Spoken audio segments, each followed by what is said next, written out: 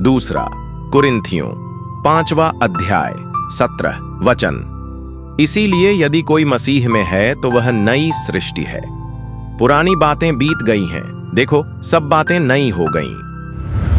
2 Corinthians chapter 5 verse 17. Therefore, if anyone is in Christ, he is a new creation. Old things have passed away. Behold, all things have become new.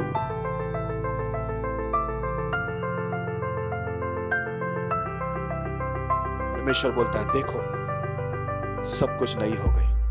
जब सब कुछ नया हो गया तो हमें भी तो नया बनना चाहिए। जब प्रभु हमें सब कुछ नया दे रहा है मेरे प्रिय लोगों, तो हमें नया बनने में क्या दिक्कत है? नया दाखरस आ गया है, इतने पॉइंट परमेश्वर देकर बोलता है सब कुछ परमेश्वर हमें नया करके दिया। बोलते मशके अभी नया होना है। पौलुस बोलता मैं तो दिन प्रतिदिन नया होता जा रहा हूं, ऊपर से बहुत तकलीफ है लेकिन अंदर से मैं भीतर ही भीतर दिन प्रतिदिन अपने पीछे काम कर रहा हूं। अब हमें नया बनना है, अपने आप को नया बनाना है प्रभु के अंदर। साल का नया का खुशी मत बनाओ जो संसार बनाते हैं। हाँ, अपने आप को जिस दिन तुम नया बना लोगे उस दिन बहुत आनंदित होना, क्योंकि आप अपने आप को नया बनाएंगे तो ये सब जो आपको 10 चीज दिखाई दे रही है, ये सब नई चीज आप में काम करना शुरू करेगा और आप एक आशीषित व्यक्ति होगे, भाग्यवान व्यक्ति होगे। आपकी अपनी एक गवाही होगी, क्योंकि आप बोल सकते हैं मैं एक नया इंसान बना हूं, मेरी गवाही नया है, मेरी पहचान नई है, ठीक है, मेरा स्वभाव नया है, मेरा व्यवहार नया है, मैं ये नया साल के अंदर सब कुछ नया करके लिया है। हालेलुया। पुरानी बातों को मैंने हटा दिया, पुराने खमीर को मैंने हटा दिया और अपने आप को मैंने नया गूंदा हुआ आटा बनाया। फिर देखना आपकी गवाही, आपकी पहचान क्या होगी।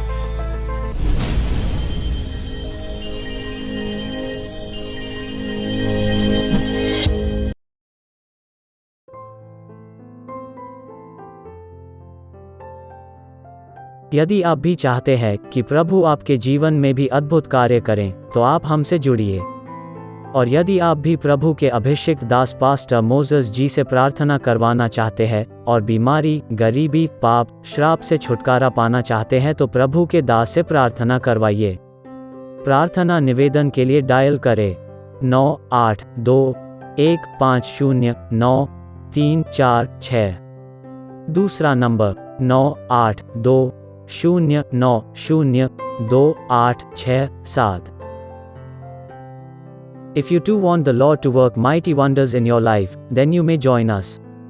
And if you want the Lord's anointed servant Pastor Moses to pray for you to get rid of sickness, poverty, sin and curses, then you may do so.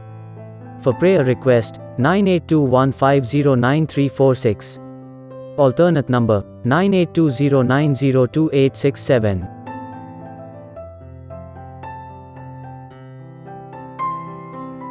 बहुत महिमा हो। हमारा प्रभु हमेशा काम करने वाला परमेश्वर है। वो कभी सोता नहीं, कभी ऊँघता नहीं। मानव जाति से उसने बहुत प्यार किया है, अपने प्रेम को उसने प्रकट भी किया है कि वो कैसा परमेश्वर है। तो जितनी तारीफ परमेश्वर का करे कम है ना, शब्दें कम पड़ जाएगी, लेकिन वो परमेश्वर की महिमा अद्भुत है। हालेलुया। विषय का नाम यहाँ पर आपको दिखाई दे रहा है। एक विषय मैं आपको बताना चाहूँगा जो प्रभु ने मेरे सामने रखा हुआ है।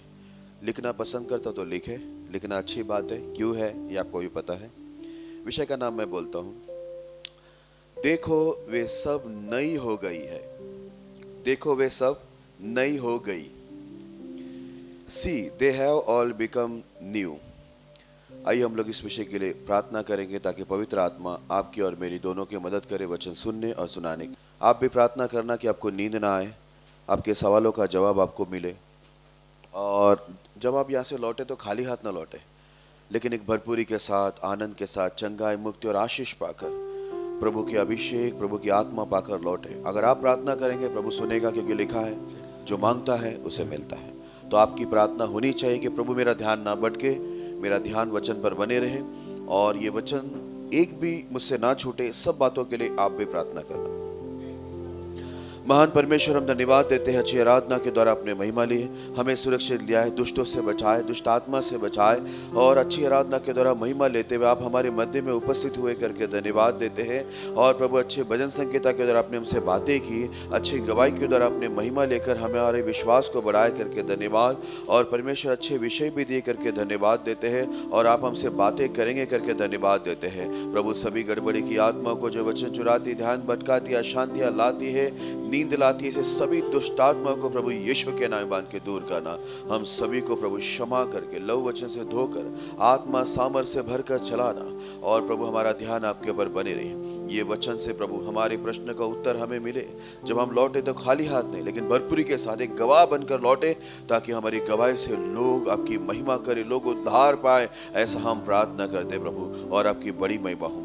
सारे डिस्टर्बेंस की आत्मा को मैं यीशु के नाम में दूर करता हूँ। सारे बच्चों को भी शांत रखना प्रभु, और प्रभु आए हुए सभी को, मैं खुद को और इस एरिया को आपके हाथों में देता हूँ। शैतान की कोई भी युक्ति प्रबल ना हो। सारी महिमा आदर आपको देता हूँ। प्रार्थना विश्वास से प्रभु यीशु के नाम में करते हैं, आमीन।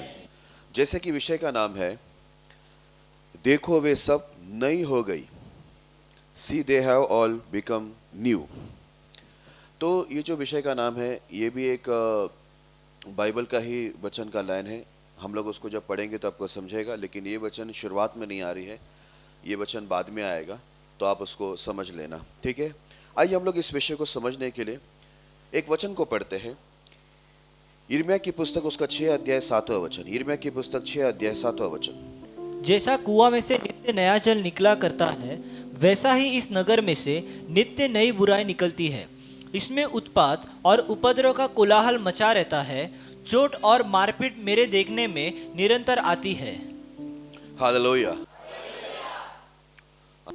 जैसे कुएं में से नित्य नया जल निकलता है, वैसे इस नगर में से नित्य नई बुराई निकलती है। हालेलुया। कुएं से तो मीठा पानी, अच्छा नया नया जल निकल रहा है, लेकिन बोलता इस नगर से, जहां पर प्रभु के लोग बसे हुए, वहां से बुराई खत्म नहीं हो रही, नया नया बुराई निकल रहा है। नया साल आ रहा है, आपके स्कूल में, कॉलेज में, ट्यूशन में, इंस्टीट्यूट में, या आप जहां काम करते हो, ऑफिस में, सब जगह आप देखेगा तो एक माहौल बना है। नया साल के लिए सब लोग बहुत खुश हैं।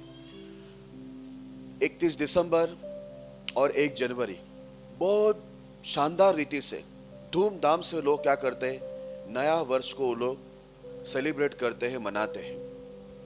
आपको एक बात बता दूं, हर साल नया साल आता है, सालों से नया साल आया, 2024 हो गए, 25 में हम लोग जा रहे, लोग सेलिब्रेट कर रहे, लोग खुशियां मना रहे।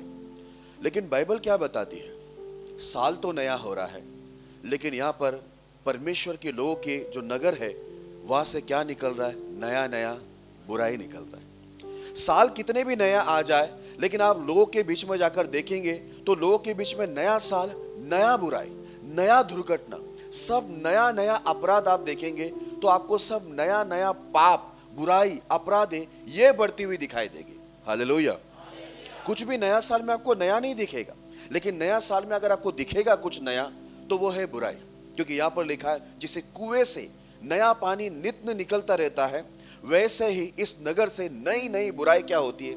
निकलती है। लिखा हुआ है, इसमें उत्पात है, उपद्रव है, कोलाहल मचा रहता है, और चोट लगती है, मारपीट भी बोलता देखा जाता है। निरंतर बोलता यही होता है कि नया नया क्या हो रहा है, यहाँ पर बुराई आता जा रहा है। हालेलुया।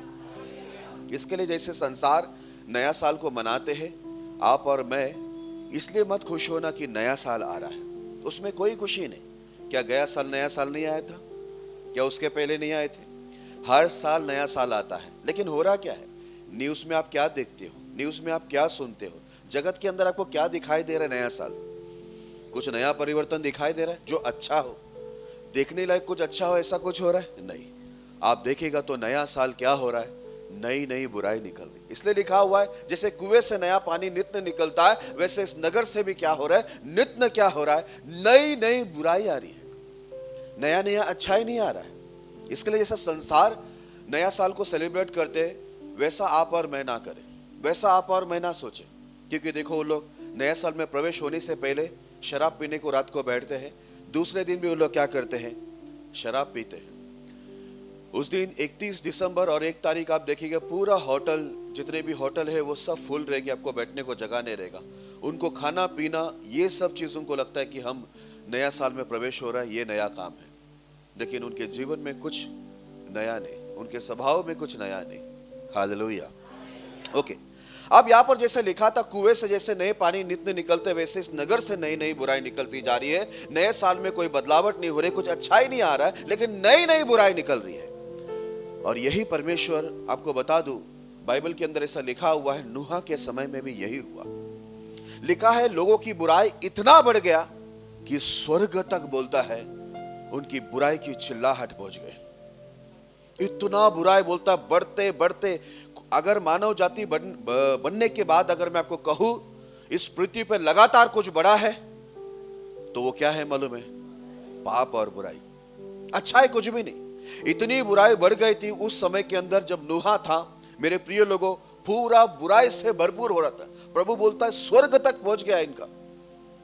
तो परमेश्वर ने एक निर्णय लिया, मैं सारे मानव जातियों को, जीव जंतुओं को, ठीक है, जिसमें जान रहती है, उन सबको मैं खत्म करूंगा। ये परमेश्वर का निर्णय हुआ। और परमेश्वर ने नूह के समय में ऐसा किया भी। बोला 40 दिन 40 रात में वर्षा लेके आऊंगा, धरती के नीचे जितना पानी है, आकाश में जितना पानी, वो सब मैं लेके आऊंगा। और क्या करूंगा, बड़े बड़े जो जितने भी हमको ये पहाड़े दिखते हैं, बोलते वो सब डूब जाएंगे, जानवर भी मरेंगे, इंसान भी मरेंगे, सब कुछ मैं खत्म करूंगा। क्योंकि परमेश्वर ने एक बात कहा कि मैं मनुष्य को बनाने से मैं पछताता हूं, क्योंकि जिस उद्देश्य मैंने मनुष्य को बनाया था वो नहीं हो रहा है, लेकिन जो उद्देश्य मेरा नहीं था वो लोग कर रहे हैं। नया नया बुराई निकलता जा रहा है, इतनी बुराई बढ़ती जा रही कि स्वर्ग तक उनकी चिल्लाहट आ गई। अब मैं रुक नहीं सकता। लेकिन उस जमाने के अंदर एक व्यक्ति था जो धर्मी कहलाता था, जिसका नाम है नूह, जो परमेश्वर के साथ चलता था। हालेलुया। जब परमेश्वर ने नूह को देखा कि वो धर्मी है, तो परमेश्वर ने नूह को एक आज्ञा दी, तू अपने जान बचाने के लिए और जानवरों का, हर एक जानवर, पक्षी और जितने भी जीव जंतु है, उनको बचाने के लिए तू एक जहाज बना। उस समय तक बारिश का अनुभव नूह को नहीं था, किसी को भी नहीं था। जब वो जहाज बनाने लगा तो लोग को वो पागल लगा। उसने परमेश्वर की आज्ञा के अनुसार एक बहुत बड़ा जहाज परमेश्वर पे विश्वास करके बनाया। और उसका बीवी, नूह का बीवी, उनके 3 बेटे, 3 बहू, इन लोग उस जहाज के अंदर चले गए। और सारे जानवर भी एक एक जोड़ी करके सबको अंदर लिया, पक्षियाँ और बहुत सारी चीजें जो संसार के अंदर हमको जानवर दिखाई देते, सबको अंदर लिया। बाइबल में लिखा हुआ है वो दरवाजे को नूह ने नहीं, वो दरवाजे को परमेश्वर ने बंद किया। हालेलुया। परमेश्वर ने दरवाजा को बंद किया। बारिश हुई, 40 दिन 40 रात भयंकर वर्षा हुई। धरती का भी पानी बाहर निकाला गया, आकाश के भी पानी नीचे छोड़े गए। बाइबल के अंदर लिखा हुआ है जितने भी बड़े बड़े पर्वत थे वे सब के सब डूब गए। और सारे जीव जंतु और प्राणी, मानव जाति, सब के सब क्या हो गए, उस समय खत्म हो गए। अब नूह अपने जहाज से देखता है तो दूर दूर तक उसको क्या दिख रहा है? पानी ही पानी दिख रहा है। वो कहां जा रहा है, वो कौन से नगर के अंदर है, उसे पता नहीं। जहाज पानी में, चारों तरफ। अब नूह उसका परिवार बोलो या कोई भी जानवर बोलो, वो जहाज के बाहर आकर पानी में पैर नहीं रख सकता है, क्योंकि पानी इतना गहरा है। क्योंकि आप सोचिए, बड़े बड़े उसमें पहाड़ जो है वो सब डूब चुके हैं, मतलब पानी की गहराई कितनी होगी। अगर अभी हम जाकर समुद्र को देखते हैं, है ना, तो वो कितनी गहरी होती है। आप सोचिए नूह के समय में तो जितने भी ऊंचे पहाड़, आपको पूरी दुनिया में जितने भी ऊंचे से ऊंचे पहाड़ होंगे, वे सब के सब डूब गए। दूर दूर तक एक टुकड़ा जमीन नहीं दिख रहा है। ऐसे समय के अंदर आप सोचिए जरा, नूह और उसका परिवार, हालांकि परमेश्वर उनके साथ था, परमेश्वर की आज्ञा से जहाज बनी, प्रभु उनको संभाल रहा था, लेकिन दूर दूर तक पानी ही पानी। कई महीनों तक देखने के बाद कहीं ना कहीं थोड़ा सा डर लगेगा ना? हालेलुया। नहीं लगेगा? महीनों भर आप जहाज के अंदर है ना। ऐसे तो महीनों भर बहुत सारे लोग जहाज में रहते, लेकिन उनको मालूम है कि कुछ महीने के बाद हम लोग धरती पर आ सकते हैं। लेकिन नूह का देखो ना, दूर दूर तक किधर भी ये नहीं है, कोई समय फिक्स नहीं है ना, कि भाई ये समय के बाद मैं धरती पर खड़ा हो जाऊंगा। अब वो लोग नाव के अंदर ही अपना जीवन गुजारा कर रहे हैं। अब देखो उसने काम किया। उत्पत्ति उसका 8वां अध्याय 11 वचन, उत्पत्ति 8वां अध्याय 11 वचन। और कबूतरी सांझ के समय उसके पास आ गई तो क्या देखा कि उसकी चोंच में जैतून का एक नया पत्ता है। इससे नूह ने जान लिया कि जल पृथ्वी पर घट गया है। हालेलुया। नूहा ने इसके पहले भी कबूतर को भेजा था, एक कबूतर को उड़ा दिया। कबूतर पहली बार उड़ के गया तो उसको कहीं जमीन मिली नहीं पैर रखने के लिए, तो वो क्या हो गया, वापस से वो जहाज के अंदर आ गई। तो नूहा चुपचाप नहीं बैठा, लेकिन नूहा ने क्या किया, कुछ दिन बीतने के बाद वापस से क्या किया, कबूतर को भेजा। और इस बार कबूतर खाली हाथ नहीं आ रहा है।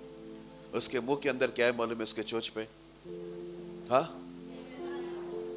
जैतून का कौन सा पत्ता, नया पत्ता। हालेलुया। ये जूना पत्ता नहीं है, बाइबल के अंदर लिखा हुआ है कि उसके चोंच में उसने जैतून का नया पत्ता लेके आया। जैसे वो नया पत्ता को नूहा ने देखा तो वो जान लिया कि अब क्या हो रहा है, पानी घट रहा है। हालेलुया।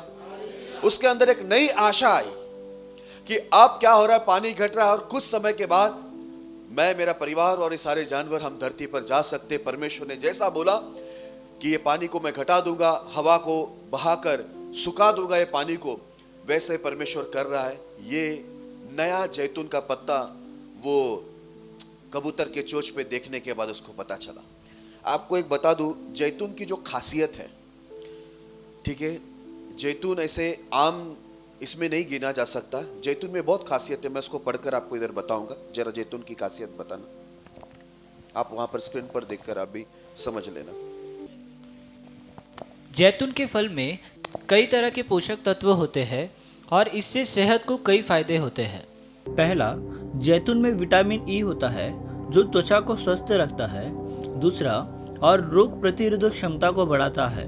तीसरा, जैतून में मौजूद एंटीऑक्सीडेंट और पोलियोफेनल हड्डियों को मजबूत बनाते हैं। चौथा, और ऑस्टियोपेरोसिस के लक्षणों को कम करते हैं। पांचवा, जैतून में मौजूद लिनोलेइक एसिड और ओलियोरोपिन जैसे तत्व वजन घटाने में मदद करते हैं। छठवा, जैतून में मौजूद फेनोलिक कंपाउंड और गुड फैट दिल को स्वस्थ रखते हैं। सातवां, जैतून में मौजूद ल्यूटिन और जैक्सिन जैसे एंटीऑक्सीडेंट आंखों की रोशनी को बनाए रखते हैं। आठवां, जैतून में मौजूद मोनोसैचुरेटेड फैटी एसिड याददाश्त को बेहतर बनाते हैं। नौवां, जैतून में मौजूद फाइबर पाचन को स्वस्थ रखता है। 10वां, और कोलेस्ट्रॉल को नियंत्रित करता है। 11वां, जैतून में मौजूद आयरन लाल रक्त कोशिकाओं के लिए जरूरी होता है। 12वां, जैतून में एंटी इंफ्लेमेटरी गुण होते हैं जो कैंसर जैसी घातक बीमारियों से बचाते हैं। हालेलुया। इसमें 12 गुण हमको देखने को मिले, है ना। कितनी सारी चीज ये जैतून के अंदर है। अब देखो, वो कबूतर जाकर कुछ और नहीं उठाया, सीधा जाकर जैतून का नया पत्ता, है ना, नया पत्ता लेके आया। इसको इंग्लिश में बोलते हैं, है ना, ये ओलिव, जैतून को ओलिव बोलते हैं। बोलता है जाकर वो पत्ता को लेके आया। जैसे वो नया पत्ता को देखा, नूहा के अंदर चारों तरफ देखो मौत ही लाश पानी में तैर रहे थे। जानवरों के भी, इंसानों के भी लाश पूरे पानी के अंदर तैर रहे। चारों तरफ मौत है, कहीं भी नूहा, उसका परिवार पैर नहीं रख सकता है। ये चारों तरफ जो उसको मौत का जो नजारा दिख रहा था, उसके बीच में ये जैतून का पत्ता जो कबूतर ने लेके आया था, नया पत्ता, उसके अंदर एक नई आशा आई कि हम लोग अभी जिंदा रह सकते हैं। हालेलुया। नया पत्ता देखने के बाद उसके अंदर में 12 गुण आपको बताए। इतनी सारी चीजें, है ना, दिल के लिए अच्छा, हड्डी के लिए अच्छा, पाचन के लिए अच्छा, है ना, कोलेस्ट्रॉल के लिए, कंट्रोल के लिए अच्छा, कितनी सारी बीमारियों को बोलता है वो रोकने के लिए उसके अंदर बोलता है वो सब चीजों का।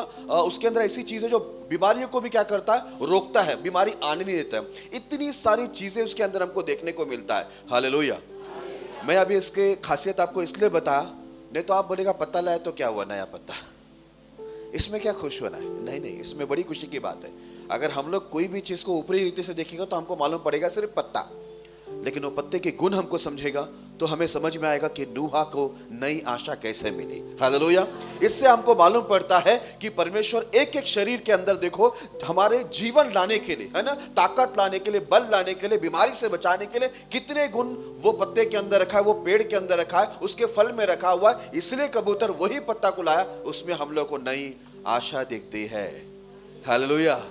एक नया आशा हमको उसमें दिखाई देता है, कोई और पत्ते में नहीं। ठीक है, अब नूहा को एक नया आशा मिला कि हम लोग जिएंगे और पृथ्वी पर हम लोग, धरती पर हम लोग कदम रख पाएंगे और हमारा वंश को हम लोग आगे बढ़ा पाएंगे। ओके, अभी देखो एक वचन को पढ़ना, नीति वचन 11 अध्याय 28 वचन। नीति वचन 11 अध्याय 28 वचन। जो अपने धन पर भरोसा रखता है वह गिर जाता है, परंतु धर्मी लोग नए पत्ते के समान लहलाते हैं। परंतु धर्मी लोग नए पत्ते के समान लहलाते हैं। परंतु धर्मी लोग नए पत्ते के समान लहलाते हैं। एक व्यक्ति धर्मी है तो वह नया पत्ता के समान लहलाएगा। इसके लिए बाइबल में लिखा नूहा धर्मी था। इसके लिए उसके लिए कबूतर ने जैतून का एक नया पत्ता लेके आया। ये नया पत्ता के अंदर हम लोग को एक नई आशा, हम लोग को नूहा के अंदर उसके परिवार को देखने को मिलते कि उन लोग को एक नई आशा मिले, क्योंकि धर्मी लोग नए पत्ते के समान क्या होंगे, लहलाएंगे। हालेलुया। ओके, आगे बढ़ते। अब नई आशा मिली है ना, आगे क्या हुआ देखो, एजरा की पुस्तक 9 अध्याय 9 वचन को पढ़ना। हम दास तो है ही, परंतु हमारे दासता में हमारे परमेश्वर ने हमको नहीं छोड़ दिया, वरन फारस के राजाओं को हम पर ऐसे कृपालु किया कि हम नया जीवन पाकर अपने परमेश्वर के भवन को उठाने और इसके खंडरों को सुधारने पाए, और हमें यहूदा और यरूशलेम में आड़ मिली। Praise the Lord. ध्यान से सुनना, क्योंकि आप सुनेंगे तो आपको समझेगा। बाइबल के अंदर लिखा है, एजरा की पुस्तक के अंदर 9 का 9 में ऐसा लिखा है, हम दास तो है ही, परंतु हमारे दास्तों में हमारे परमेश्वर ने हमको नहीं छोड़ दिया। उस समय ये लोग गुलामी के अंदर दूसरे देश में थे। लोग इनके ऊपर राज्य करते थे क्योंकि इनके पितरों ने पाप किया था। बोलते हम लोग तो दास है, दास्तों में है, लेकिन परमेश्वर ने हमें दास्तों में ऐसा ही नहीं छोड़ा। लेकिन ऐसा लिखा हुआ है, वरन फारस के राजाओं को हम पर ऐसा कृपालु किया कि हम नया जीवन पाकर अपने परमेश्वर के भवन को उठाने और उसके खंडरों को सुधारने पाए। हालेलुया। बाइबल के अंदर लिखा हुआ है, परमेश्वर ने फारस के राजाओं को ऐसा हमारे ऊपर कृपालु किया, हमें खत्म नहीं होने दिया, है ना। हम लोग दास्तों के अंदर गए थे, लेकिन दास्तों में प्रभु ने हमको छोड़ा नहीं, लेकिन राजाओं को हम पर कृपालु इस प्रकार किया कि हमें क्या मिला, नया जीवन मिला। हालेलुया। अब नूहा उसके परिवार को क्या मिल रहा था, वहां पर नया जीवन मिला। वो नया पत्ता को देखा जैतून का, जिसमें इतने सारे गुण थे। बोलता वो देखने के बाद उसके अंदर क्या आया, एक नई आशा आया कि हम लोग को अब नया जीवन मिलने वाला है। यहां पर भी उनको क्या हुआ, लिखा हुआ है, हम दास्तों में थे ही। कल आप और मैं भी, अगर हमारा पिछला दिनों को देखेंगे तो आप और मैं भी शैतान के दास्तों के अंदर थे, है ना, पापों के दास्तों के अंदर थे। हम लोग कई चीजों के दास्तवता के अंदर थे, हम लोग गुलाम थे। लेकिन ये गुलामी के अंदर परमेश्वर ने हम लोग को छोड़ा नहीं। हालेलुया। हमारे पर उसने अपनी कृपा दया लाकर क्या किया, हम लोग को नया जीवन दिया। ये नया जीवन दिया क्यों, ये एजरा के अंदर ये सेवक देखो पवित्र आत्मा में परिपूर्ण होकर क्या बोलता है, वो दास्तों के अंदर प्रभु ने हमको छोड़ा नहीं, लेकिन राजाओं को कृपालु हमारे लिए करके उसने हमें नया जीवन दिया। मतलब मरने नहीं दिया, ताकि हम लोग क्या करें, परमेश्वर को भवन को उठाए। दूसरा, भवन को जो खंडर बन गई है उसको क्या करे, सुधारे।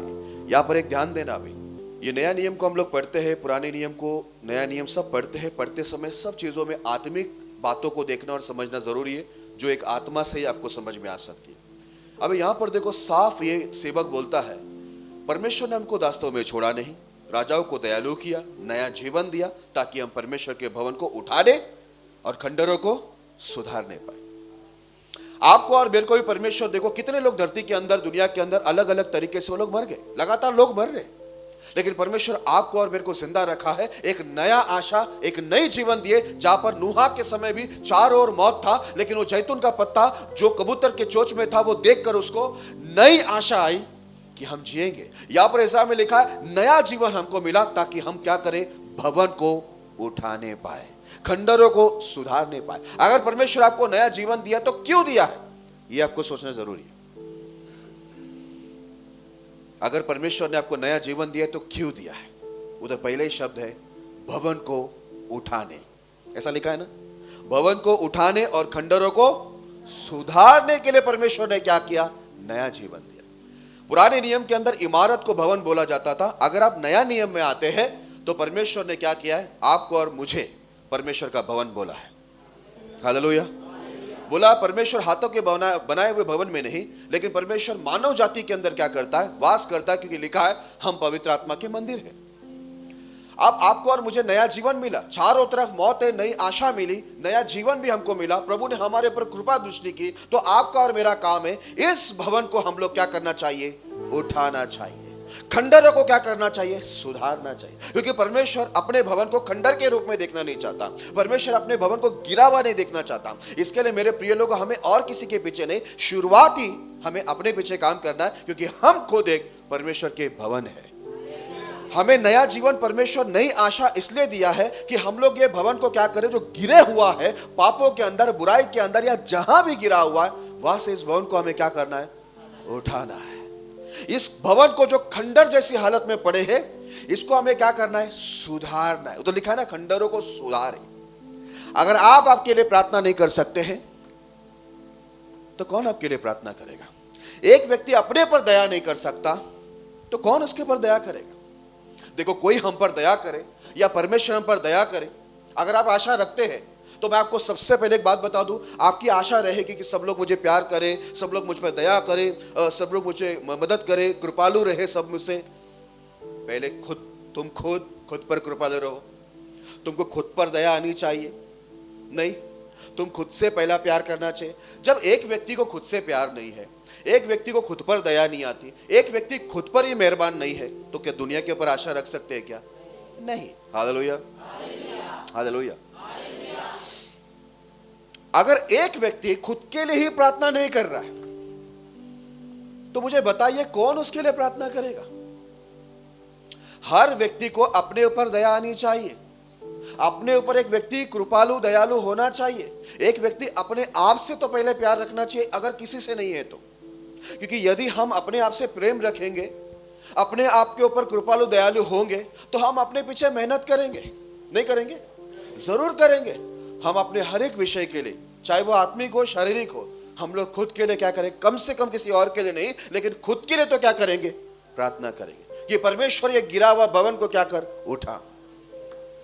परमेश्वर ये जो खंडर जैसा हालत में है, इसे क्या कर? सुधार। एक व्यक्ति खुद जाकर अपने लिए प्रार्थना नहीं करेगा कि प्रभु मुझे प्रार्थना में बढ़ा, उपास में बढ़ा, मुझे टाइम पे आने सिखा, मुझे हर एक सभा में आना सिखा, मुझे आज्ञाकारी बना, ठीक है, मुझे पवित्र आत्मा दे, मुझे सामर्थ्य दे, मुझे वरदान दे, मुझे ज्ञान दे, मुझे अपनी सेवा में इस्तेमाल कर, मुझे दर्शन दिखा, स्वप्न दिखा, अपना भय मुझ में ला। जैसे आप पवित्र है वैसे मुझे पवित्र बना, जैसे आप धर्मी वैसे मुझे धर्मी बना, जैसे आप सिद्ध और स्थिर है वैसा मुझे बना। जब तक एक व्यक्ति खुद के लिए मांगेगा ही नहीं तो फिर कौन उसके लिए मांगेगा?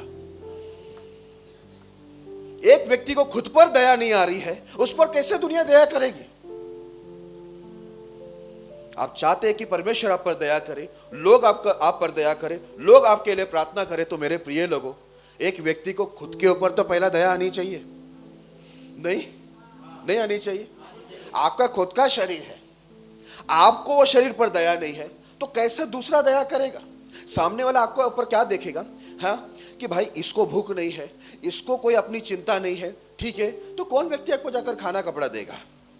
कौन व्यक्ति आपको काम पर लगाएगा? क्योंकि सामने वाले को ही काम पर नहीं जाना है, सामने वाले को ही पढ़ाई नहीं करना है, सामने वाले को ही आत्मिक नहीं बनना है ना, सामने वाले को अच्छा नहीं बनना, तो कोई आकर काम नहीं करेगा। इसलिए लिखा है वहां पर, ये एजरा की पुस्तक में सेवक क्या बोलता है? परमेश्वर ने हमें गुलामी के अंदर, दासता में छोड़ नहीं दिया, लेकिन राजाओं को कृपालु किया और हमें नया जीवन दिया, ताकि हम भवन को उठाने और खंडरों को सुधारने पाए।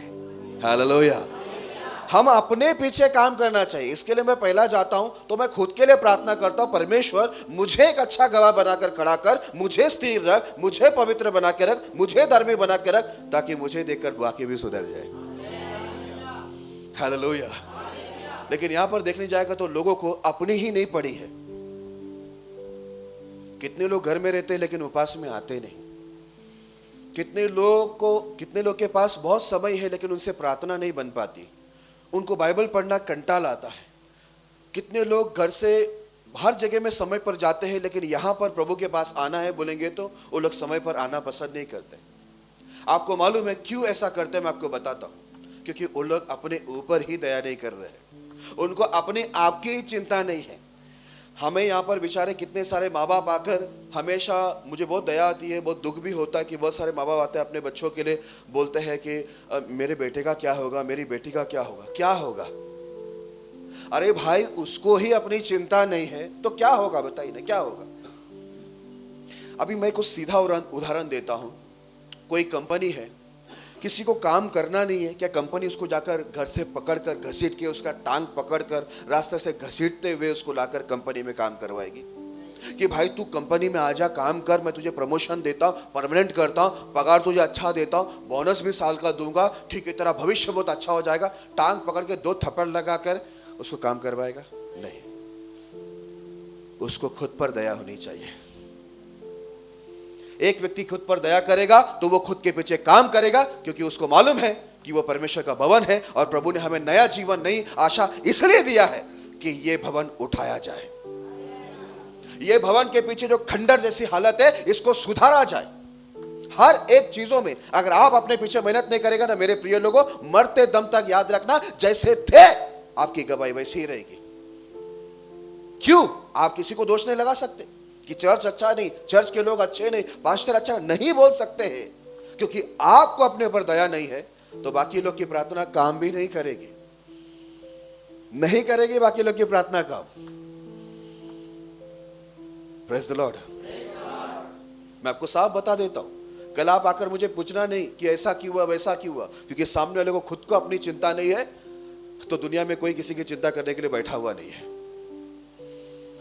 एक भूखा आकर गली गली में खाना मांगता है क्योंकि उसको अपनी चिंता है कि मैं नहीं खाऊंगा तो मरूंगा। हर गली में जाता है, कई लोग उसको भगा भी देते हैं, हाँ, और कई लोग उसको देते भी हैं, लेकिन कई लोग भगाने के बाद भी वो अपना हार नहीं मानता, कई लोग उसकी निंदा करने के बाद भी हार नहीं मानता। उसको मालूम है मुझे कोई ना कोई तो खाना देगा, मुझे अपने ऊपर दया करना है, अपने लिए मुझे खाना मांगना है। अगर मैं नहीं मांगूंगा, नहीं खाऊंगा, मैं निर्लज्जा होकर नहीं मांगूंगा और नहीं खाऊंगा तो मैं क्या हो जाऊंगा, मर जाऊंगा। ये भिखारी लोग को मालूम है। आप सोचिए, वो जो भिखारी जो कंगाल है, भीख मांगते, उन लोग को अक्ल है जिंदा कैसे रहना है। हम परमेश्वर के लोग हैं, हम आप सभी परमेश्वर के लोग, हमें कितनी बुद्धि और समझ प्रभु ने दिया है, हमें आत्मिक में जिंदा रहने के लिए कितना बुद्धि परमेश्वर दिया है, फिर भी हम उसका इस्तेमाल नहीं करते हैं। हमें तो पता भी जिंदा रहने के लिए करना क्या है। लिखा है मांग मैं तुझे दूंगा, यही लिखा है ना। ये भी लिखा है तुम्हें इसलिए नहीं मिलता क्योंकि तुम मांगते नहीं। एक व्यक्ति खुद के लिए बुद्धि नहीं मांगेगा, खुद के लिए समझ नहीं मांगेगा, खुद के लिए टैलेंट नहीं मांगेगा, तो आप बताइए ना, दूसरा प्रार्थना करेगा। तो जरा सोचने वाली बात है, भूख आपको लग रही है, मांगने मैं जाऊंगा, कैसे होगा।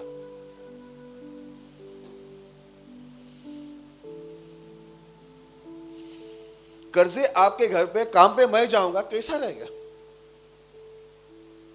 एक व्यक्ति के अपने ऊपर दया आनी चाहिए, इसलिए लिखा है हमें परमेश्वर नहीं छोड़ा।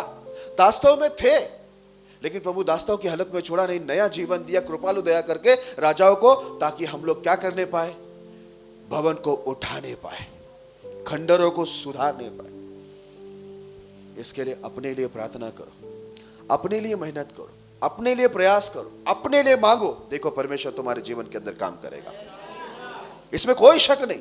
अगर आप कोशिश करेंगे, अपने लिए कोशिश करेंगे, निश्चय प्रभु आपके लिए काम करेगा। लेकिन अगर आप अपने लिए कोशिश नहीं करें, पूरी दुनिया के पीछे कोशिश कर रहे, तो आपको बता दूं, आपका जीवन के अंदर कुछ परिवर्तन नहीं रहेगा, क्योंकि प्रयास आपका नहीं है। हम लोग भी देखो, कई लोग के मैटर जब होती है, हम लोग भी यही बोलते हैं, तुझे क्या पड़ी, जिसको चाहिए वो आके मांगे। कई बार हम लोग भी बोलते हैं, तुझे क्या करने का है, उसको जरूरत है तो वो आके मांगे, हम लोग भी बोलते हैं। इसके लिए मैंने कई लोग को देखा है जो आत्मिक में, शरीर में, सब बातों में कमजोर है, गवाही खराब है, लेकिन वो लोग अपने ऊपर ही मेहरबानी करना चाहते नहीं है। तो फिर बताइए ना, हम लोग क्या कर सकते हैं, कुछ नहीं। हम सिर्फ तमाशा देख सकते हैं, हमारी कोशिश कर सकते हैं, लेकिन सामने वाले को भी तो अपने ऊपर दया आनी चाहिए। ये नया जीवन मेरे प्रिय लोगों ऐसे ही घूमने फिरने की, अय्याशी के लिए नहीं दिया गया है। लिखा है इज़रा की पुस्तक में, हमें नया जीवन इसलिए मिला ताकि हम क्या करने पाए, परमेश्वर के भवन को उठाने पाए और खंडरों को सुधारने पाए।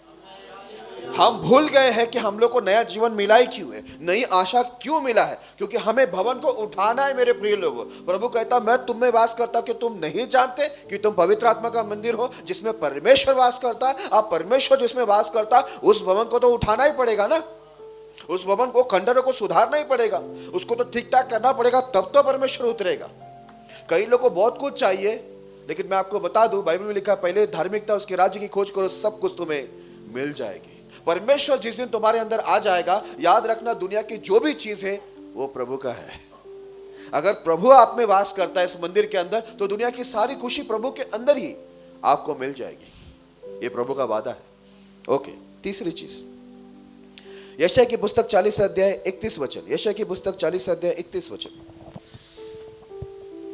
परंतु जो यहोवा की बाट जोते हैं वे नया बल प्राप्त करते जाएंगे, वे उकाबों के समान उड़ेंगे, वे दौड़ेंगे और श्रमित न होंगे, चलेंगे और थकित न होंगे। हालेलुया। परंतु जो यहोवा की बाट जोते हैं वे नया बल प्राप्त करते जाएंगे। जितने भी लोग यहोवा की बाट जोते हैं, परमेश्वर की बाट जो के बैठते हैं, वो कभी कमजोर नहीं होंगे। उन लोगों को क्या मिलेगा? नई आशा, नया जीवन और नया बल मिलेगा। लिखा है वो लोग, बाइबल में लिखा है वो उकाब के समान उड़ेंगे, दौड़ेंगे लेकिन श्रमित न होंगे, चलेंगे लेकिन थकित न होंगे। वो लोग थकेंगे नहीं, क्योंकि परमेश्वर उनको उकाब के समान मजबूत बनाएगा। उकाब की ताकत देखते हैं, इतने बड़े बड़े जानवरों के ऊपर अटैक करके उसको मार डालता हूं। ऐसा परमेश्वर हम लोग को ताकतवर बनाएगा। बोलता नया बल। मैंने आपको बताया ना, नूह के समय वो नया पत्ता आया जैतून का, यहां पर नूह को नई आशा मिली। एजरा के अंदर देखा, बोलता नया जीवन मिला ताकि हम क्या करें? भवन को उठाए, खंडहरों को सुधारें। तीसरा मैंने आपको बताया है ना कि परमेश्वर हमें क्या करेगा? एक व्यक्ति प्रभु की बाट जो रहा है, उससे प्रार्थना कर रहा है, उस पर विश्वास कर रहा है और उसका वेट कर रहा है, वो इंतजार कर रहा है कि मेरी प्रार्थना, मेरा उपास, मेरी धार्मिकता, मेरी भक्ति का उत्तर मुझे मिलेगा। लिखा है वो नया बल पाएगा, वो थकेगा नहीं। नया बल पाने का मतलब है आज जो परिस्थिति आपके सामने है, जिसके सामने आप अपने आप को कमजोर समझते हैं या आप कमजोर दिखाई देते हैं, और सामने जो आपकी मुसीबतें हैं, तकलीफ है, वो आपको ताकतवर दिखाई देते हैं, आपसे ज्यादा वो सामर्थ्य दिखाई देता है। परमेश्वर बोलता मैं तुझे क्या करूंगा? नई आशा, नया जीवन और उसके साथ नया बल भी दूंगा। हालेलुया। तो दौड़ेगा तो भी थकेगा नहीं, तू चलेगा तो भी तू थकेगा नहीं, तुझे मैं उखाब के समान क्या करूंगा? मजबूत करूंगा। हालेलुया। ओके, और क्या? इतना ही नहीं, यशायाह की पुस्तक 62 अध्याय 2 वचन। यशायाह की पुस्तक 62 अध्याय 2 वचन। तब जाति जाति के लोग तेरी धार्मिकता और सब राजा तेरी महिमा देखेंगे, और तेरा एक नया नाम रखा जाएगा जो यहोवा के मुख से निकलेगा। हालेलुया। लिखा हुआ है तब जाति जाति के लोग तेरी धार्मिकता और सब राजा तेरी महिमा देखेंगे, और तेरा एक नया नाम रखा जाएगा जो यहोवा के मुख से निकलेगा। हालेलुया। परमेश्वर हमें नई आशा, हम नया जीवन, नया बल, और परमेश्वर एक नया नाम हमें देगा। Praise the Lord. एक नई पहचान रहेगी। आज हमारी कोई पहचान नहीं है। 18 साल पीछे मैं यदि जाऊं तो मेरी भी कोई पहचान नहीं थी, है ना? मेरे पास कोई नाम नहीं था, लेकिन परमेश्वर में आने के बाद हम लोग को एक नया नाम मिलता है, यानी एक नया पहचान मिलता है। हालेलुया। आज कौन मुझे नहीं पहचानता? कितने लोग पहचानते? आज हम लोग तारीफों में घिरे हुए हैं, हमारे बारे में बोला जाता है ना? जैसा वो लिखा है ना, नया बल। आज देखो हम लोग को एनर्जेटिक कलीसिया बोलते हैं, क्योंकि हमें बल देने वाला हमारा परमेश्वर है। एक समय हम कमजोर थे दुनिया के सामने, लेकिन आज हम ताकतवर है क्योंकि हमारा बल देने वाला परमेश्वर ने हमको बल दिया है, और लिखा हुआ है कि वो हमें नया नाम देगा, एक नया पहचान। बोलता है बहुत लोग हमारी धार्मिकता और हमारी महिमा को, बहुत से लोग देखेंगे, राजा लोग भी देखेंगे, जातियां भी देखेंगे कि कैसा इन लोग की महिमा इनके अंदर है। Praise the Lord. एक नई पहचान, नया नाम का मतलब एक नया पहचान। परमेश्वर में आपको एक नया पहचान मिलेगा। जब लोग आपको देखेंगे तो लोग बोल नहीं पाएंगे कि ये व्यक्ति के साथ परमेश्वर है, ये व्यक्ति के जीवन के अंदर परमेश्वर का कार्य है, परमेश्वर की महिमा है, परमेश्वर की उपस्थिति है, इसके ऊपर परमेश्वर का हाथ है। ये आपको एक नया पहचान, एक नया नाम आपको मिलेगा। Praise the Lord. हालेलुया। आगे और क्या करेगा परमेश्वर? नई आशा हो गई, हाँ, नया जीवन हो गया, नया बल हो गया, नया नाम भी हमको परमेश्वर ने दिया, है ना? एक समय हमारा कोई पहचान नहीं था, लेकिन आज हमारी पहचान है कि हम परमेश्वर के बेटे बेटियां हैं, राजकुमार राजकुमारी है ना? हम परमेश्वर के प्रजा है, परमेश्वर के दास दासी है, हम जीवित खुदा के लोग कहलाते हैं। हमारी एक पहचान है। हालेलुया। प्रभु ने हमको उठाया, धरती पर जमीन से उठाया, धूल मिट्टी से उठाकर ऊंचे स्थान पर रखा। लोगों में आज हमारी महिमा परमेश्वर करवाता है। लोग हम में परमेश्वर की महिमा को देखते हैं। Praise the Lord. हमारा एक नया पहचान, एक नया नाम है। ओके, उतना ही नहीं, और क्या नया होगा? यजेकल की पुस्तक 36 अध्याय 26 से 31 तक पढ़ेंगे। मैं तुमको नया मन दूंगा और तुम्हारे भीतर नई आत्मा उत्पन्न करूंगा और तुम्हारी देह में से पत्थर का हृदय निकालकर तुमको मांस का हृदय दूंगा। मैं अपना आत्मा तुम्हारे भीतर देकर ऐसा करूंगा कि तुम मेरी विधियों पर चलोगे और मेरे नियमों को मानकर उनके अनुसार करोगे। तुम उस देश में बसोगे जो मैंने तुम्हारे पितरों को दिया था, और तुम मेरी प्रजा ठहरोगे और मैं तुम्हारा परमेश्वर ठहरूंगा। मैं तुमको तुम्हारी सारी अशुद्धता से छुड़ाऊंगा और अन्न उपजाने की आज्ञा देकर उसे बढ़ाऊंगा और तुम्हारे बीच अकाल न पड़ेगा। मैं वृक्षों के फल और खेत की उपज बढ़ाऊंगा और जातियों में अकाल के कारण फिर तुम्हारी नामधराई न होगी।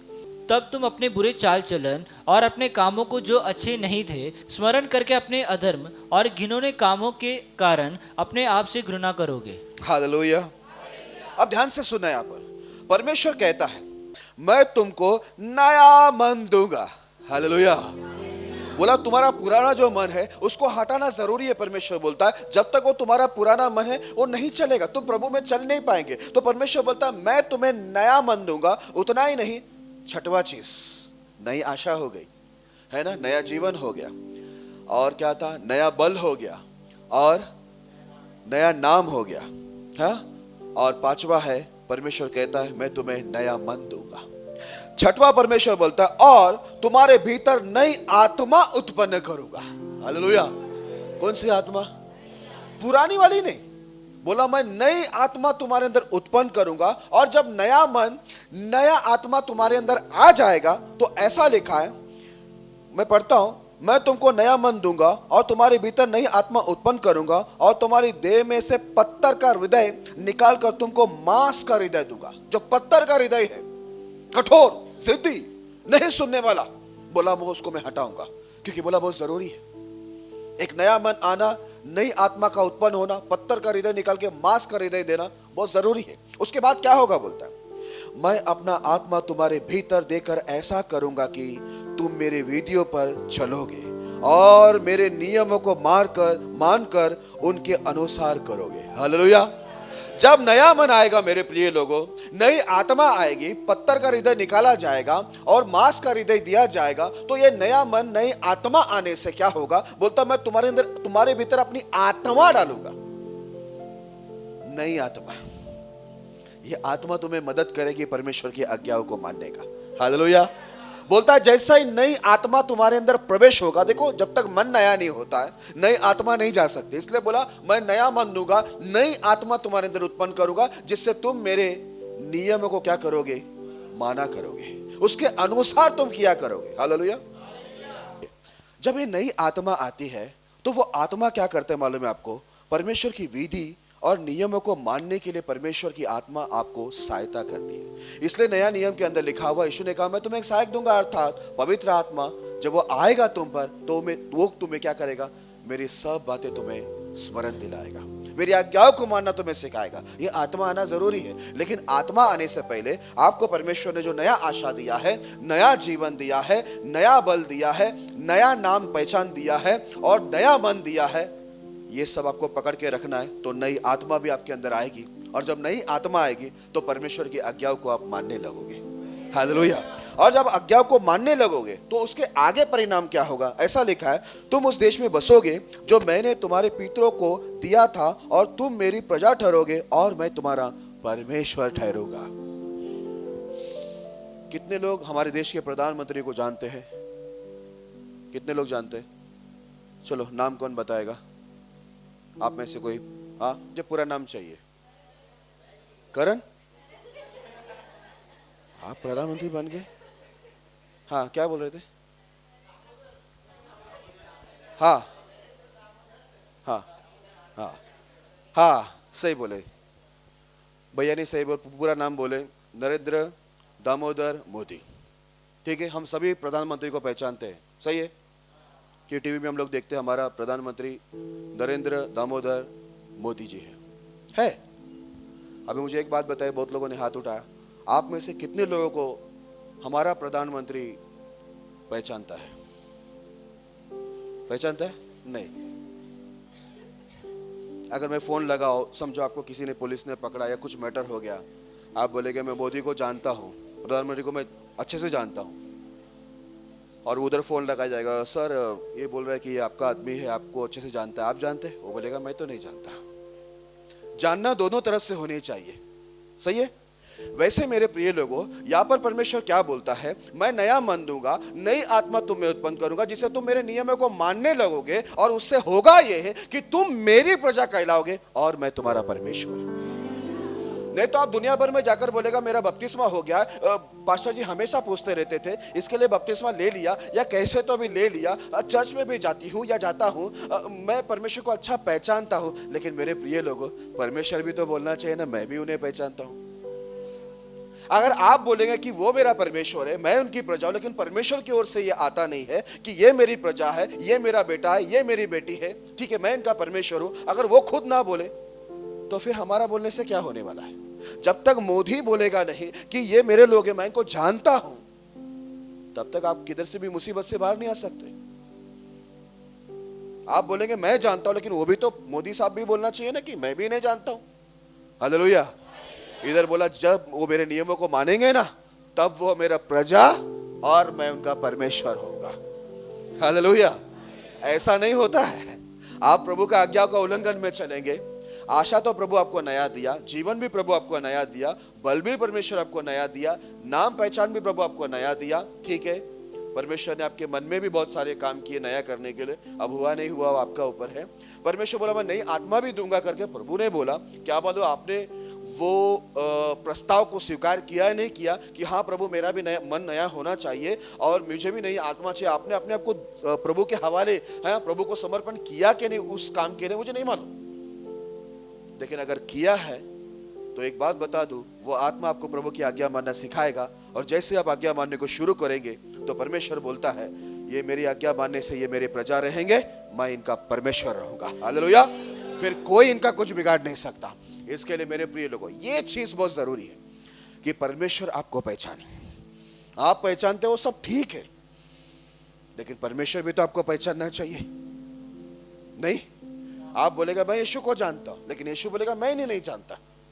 आप बोलेगा मैं यीशु का बेटा या बेटी हूं, लेकिन परमेश्वर बोलेगा ये तो मेरा बेटा बेटी नहीं है।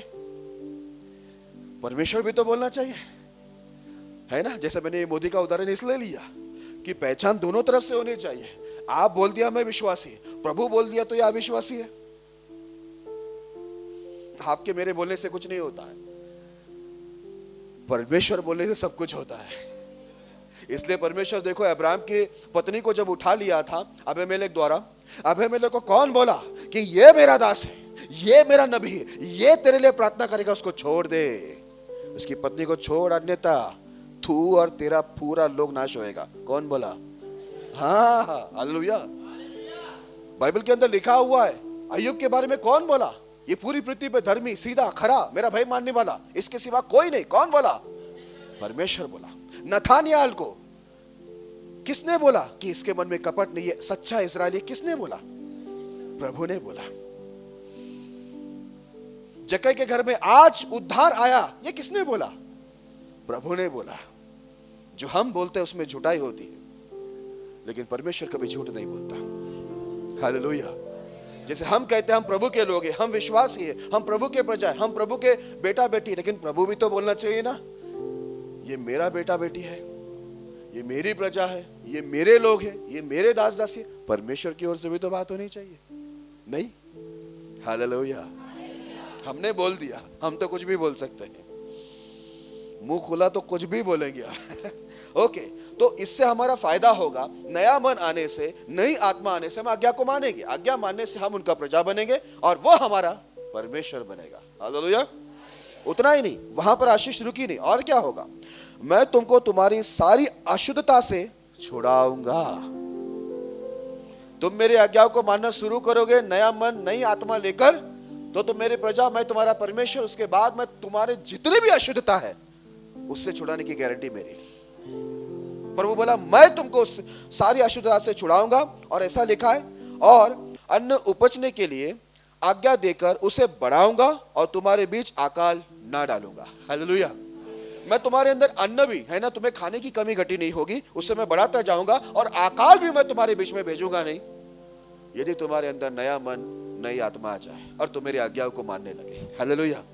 उतना ही नहीं, आगे ऐसा लिखा है, मैं वृक्ष के फल और खेत के उपज बढ़ाऊंगा कि जातियों में अकाल के कारण फिर तुम्हारी नामधराई न होगी। बोलता मैं तुम्हारा जो कुछ भी उपज है उसको मैं बढ़ाऊंगा ताकि अन्य जातियों के बीच में, जातियों के बीच में तुम्हारी नाम धराई ना हो अकाल की वजह से। कि परमेश्वर के लोग के जीवन में आत्मिक और शारीरिक अकाल क्यों है, इन्हें ही क्यों कमी घटी है। Praise the Lord. जब हमारे जीवन में अकाल देखते तो संसार भी बोलता है इनका परमेश्वर इनके लिए क्या किया है। बोलता है, परमेश्वर बोलता है तुम मेरी आज्ञाओं को नया मन नई आत्मा लेकर मानोगे तो मैं तुम्हारे ऊपर अकाल भेजूंगा नहीं, और अकाल की वजह से तुम्हारी निंदा भी नहीं होगी। उतना ही नहीं, आगे ऐसा लिखा है, तब तुम अपने बुरे चाल चलन और अपने कामों को जो अच्छे नहीं थे, जो अच्छे नहीं थे स्मरण करके अपने अधर्म और घिनौने कामों के कारण अपने आप से घृणा करोगे।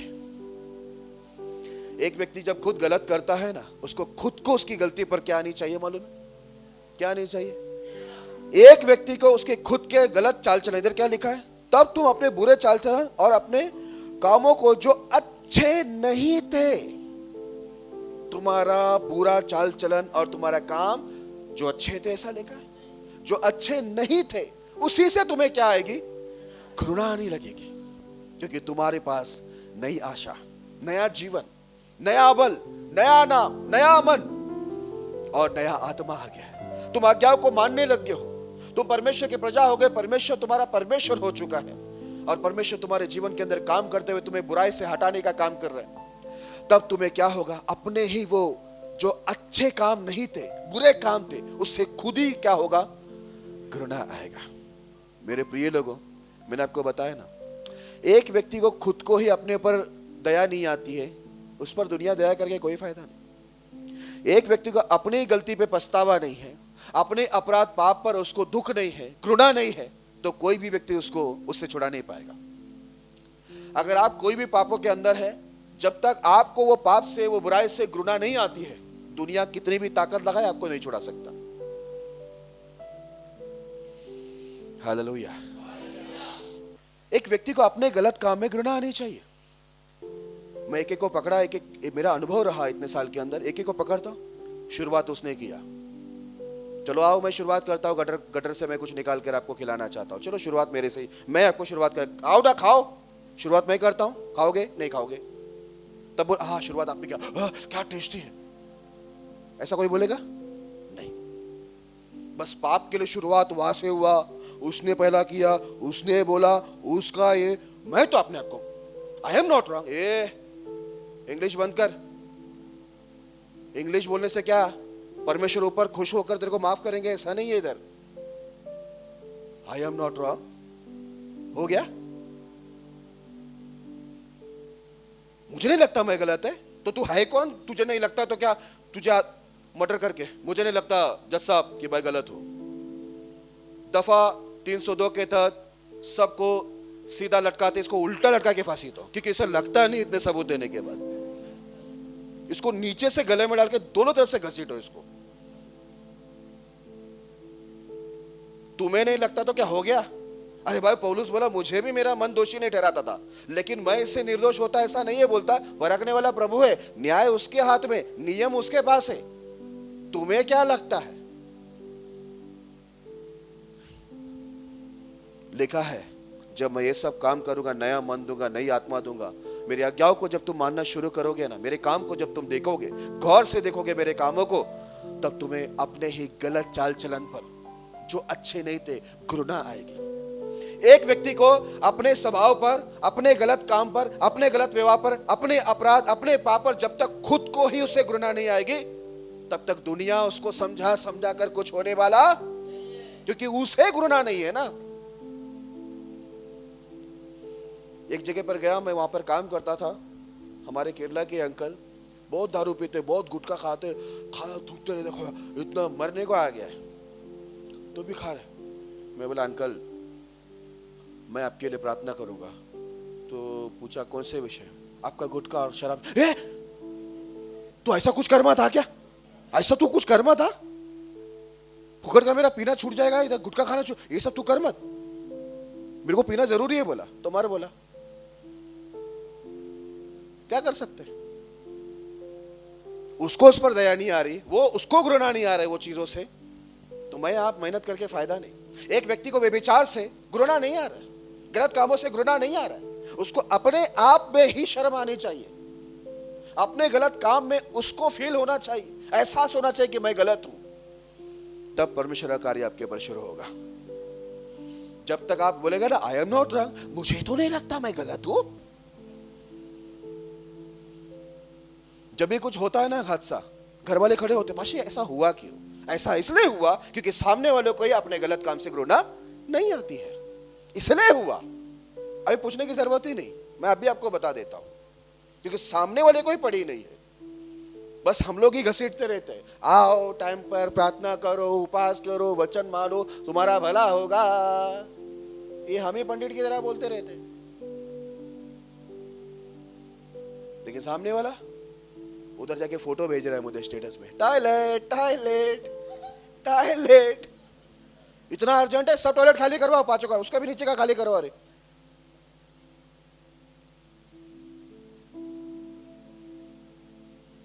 स्टेटस में जो आना चाहिए वो आता ही नहीं है, इनके स्टेटस ही खराब है, इनको इनकी स्टेटस की पड़ी नहीं है, वो स्टेटस में डाल रहे, ये मिला वो मिला ऐसा। पवित्र आत्मा कहां है भाई? कोई तो स्टेटस में डाला कि पवित्र आत्मा मुझे मिला, मुझे बुद्धि मिला, मुझे समझ मिली, ऐसा कोई तो डालो स्टेटस में। मैं क्या स्टेटस में ये सब देखने को बैठा है? जो दुनिया को मिला है वो आपको मिला है। स्टेटस में भी क्या डालते हैं, लेकिन प्रभु बोलता है जब नया मन और नई आत्मा आएगी ना, तुम्हें अपने ही गलत कामों से घृणा आएगी। हालेलुया। वो चीज होना चाहिए, दुनिया को बोलने के लिए नहीं, कि कोई किसी व्यक्ति को बार बार चिल्लाना पड़े, डांटना पड़े, वो दिन ही नहीं आने चाहिए। आपको ही अपने पाप से नफरत होना चाहिए, उस चीज से आपको नफरत होना चाहिए जिससे प्रभु को दुख होता है, परमेश्वर की आत्मा को दुख होती है, उससे अपने आप को ही आपको घृणा आनी चाहिए। तब देखना कल परसों साल 10 साल 20 साल नहीं निकलेगा, आप आज ही छूट जाएगा। इसलिए बाइबल के अंदर लिखा हुआ जक्कई को बोलता है आज इस घर में उद्धार आया है, क्योंकि उसको उसके गलत काम से क्या हुआ? घृणा आया कि मैंने लूटा है, उसको उसी दिन उद्धार मिला।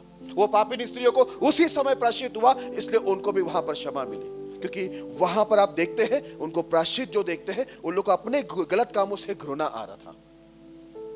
हम लोग का साल गुजर गए, 10 साल गुजर गए, कितने साल गुजर जाते, वही हालतों में पड़े हुए हैं, क्योंकि हमें अभी तक हमारे गलत काम में घृणा नहीं आ रही है, हमें तो उल्टा मजा आ रहा है।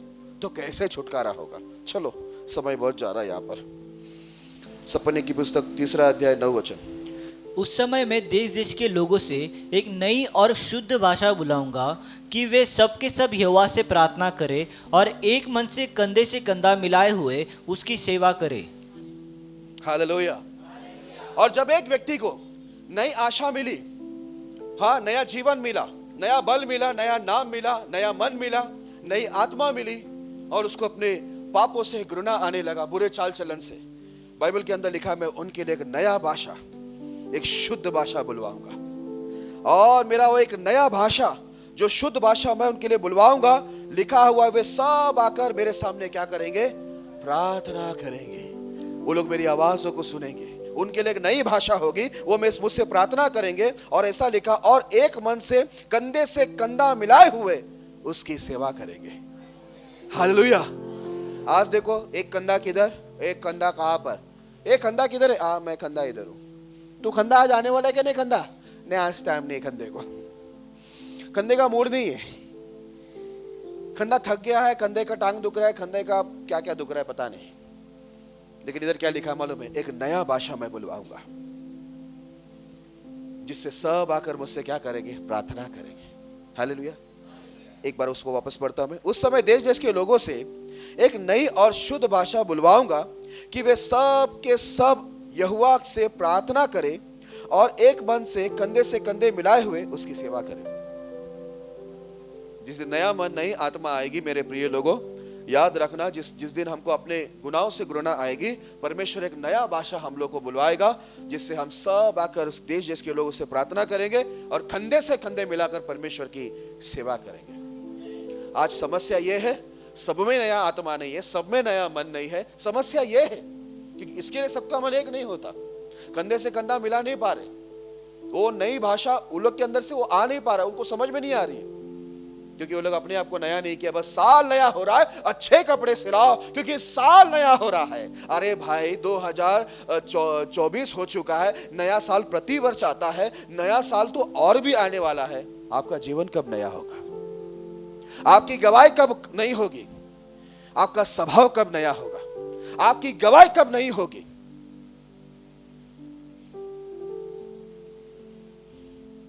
जो नया होना है वो तो नया हो रहा नहीं है, लेकिन बाकी नया वर्ष में कपड़े नए हैं हमारे, बाकी जो नया होना है वो होता ही नहीं।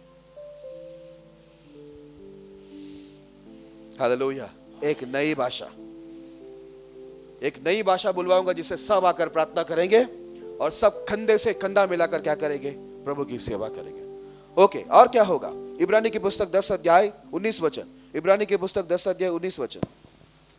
इसलिए है भाइयों, जब हमें यीशु के लहू के द्वारा उस नए और जीवते मार्ग से पवित्र स्थान में प्रवेश करने का हियाव हो गया है। हाँ, हिवाव हो गया, एक नए और जीवता मार्ग है ना। ये कौन सा मार्ग है? नया और जीवता मार्ग, जिसके द्वारा हम किधर जाते हैं? पवित्र स्थान में प्रवेश करने का हमें हिम्मत हो गया, क्योंकि परमेश्वर ने हम लोगों को क्या किया है? नया आशा दिया, नया जीवन दिया, नया बल दिया, नया नाम दिया, नया मन दिया और नया आत्मा दिया। और क्या था? नया भाषा से बुलाया परमेश्वर ने, है ना। और परमेश्वर ने हम लोग को एक नया और जीवता मार्ग दिया है, जिसमें हम लोग क्या करते हैं? वो पवित्र स्थान में जाने के लिए, प्रवेश करने के लिए हम हिवाव बांधते हैं। Praise the Lord. हमें हिम्मत होती है कि वो पवित्र स्थान के अंदर हम लोग वो नए मार्ग से होते हुए, है ना, नया मार्ग ना, नया और जीवता मार्ग से होते हुए हम परमेश्वर के पवित्र स्थान में प्रवेश कर सकते हैं। ये हमें हिम्मत होती है, क्योंकि जो कुछ प्रभु हमको नया दिया है वो सब हमने क्या किया? हासिल किया है। आपके अंदर एक हिम्मत आएगी, परमेश्वर आपको एक नया हिम्मत देगा, वो हिम्मत आपको खुद होगी। आज देखो, मुझे भी किधर भी खड़ा, मुझे बहुत हिम्मत है। वो हिम्मत आया क्यों? ये पवित्र स्थान के अंदर प्रवेश करने का, क्योंकि ये जो शुरुआत से मैं आपको बता रहा हूं ना, नई आशा, नया जीवन, नया बल, नया नाम, है ना, और क्या? नया मन, नई आत्मा और नया भाषा, ये सब हासिल किया है ना। और हाँ, और नया और जीवता मार्ग, इससे प्रवेश होते हुए हम परमेश्वर के भवन के अंदर पवित्र स्थान में हम प्रवेश करने के लिए हम हिवाव हमें हो गया है। हालेलुया। क्योंकि हम लोग ये सब चीजों को क्या कर रहे हैं? स्वीकार कर रहे हैं। ओके, आगे बढ़ते हैं। तो हम लोग को यहाँ पर नया मार्ग भी दिया है प्रभु ने। तीतुस की पुस्तक 3 अध्याय 5 वचन। तीतुस की पुस्तक 3 अध्याय 5 वचन। तो उसने हमारा उद्धार किया, और यह धर्म के कामों के कारण नहीं जो हमने आप किए, पर अपनी दया के अनुसार नए जन्म के स्नान और पवित्र आत्मा के नए बनाने के द्वारा हुआ। हम ऐसा लगे कि हमने बहुत अच्छा काम किया इसलिए परमेश्वर ने हमारा उद्धार किया, वैसा नहीं। ऐसा लिखा है, पर अपनी दया के अनुसार नए जन्म के स्नान। एक नया जन्म में कैसा स्नान होता है परमेश्वर, है ना, नया बच्चों को स्नान कैसा करवाता है, वैसा परमेश्वर ने क्या किया? पवित्र आत्मा के द्वारा नया बना दिया। हालेलुया। इसलिए लिखा है कि मैं नया आत्मा तुम्हारे अंदर दूंगा।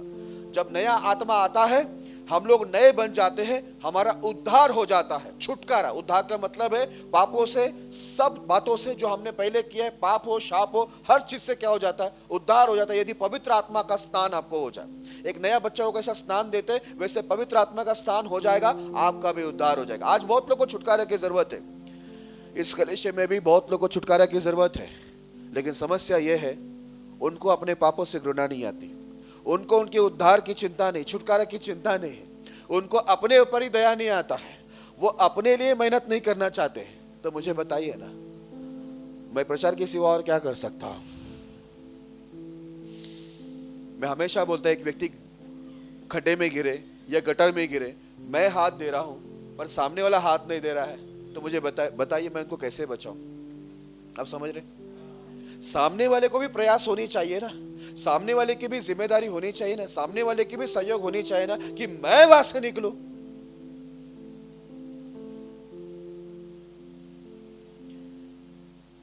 एक एक लोग बिना पूछे सब करते हैं, एक एक लोग करके मुझे बताते हैं, एक एक लोग करने जा रहे ये बोलते हैं, एक एक लोग कर देते कुछ बोलते भी नहीं, एक एक लोग पूछेगा तो भी कुछ नहीं बोलते।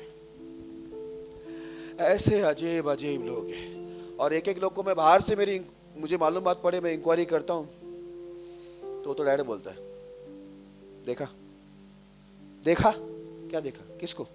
आपको तो सालों से देख रहे। नहीं देखा, आप तो मुझ पर ही दोष लगाने वाले थे, इसलिए मैं बताना ही नहीं चाहता था। ये क्या है वो? कोतवाल क्या चोर, उल्टा चोर कोतवाल को डांटे।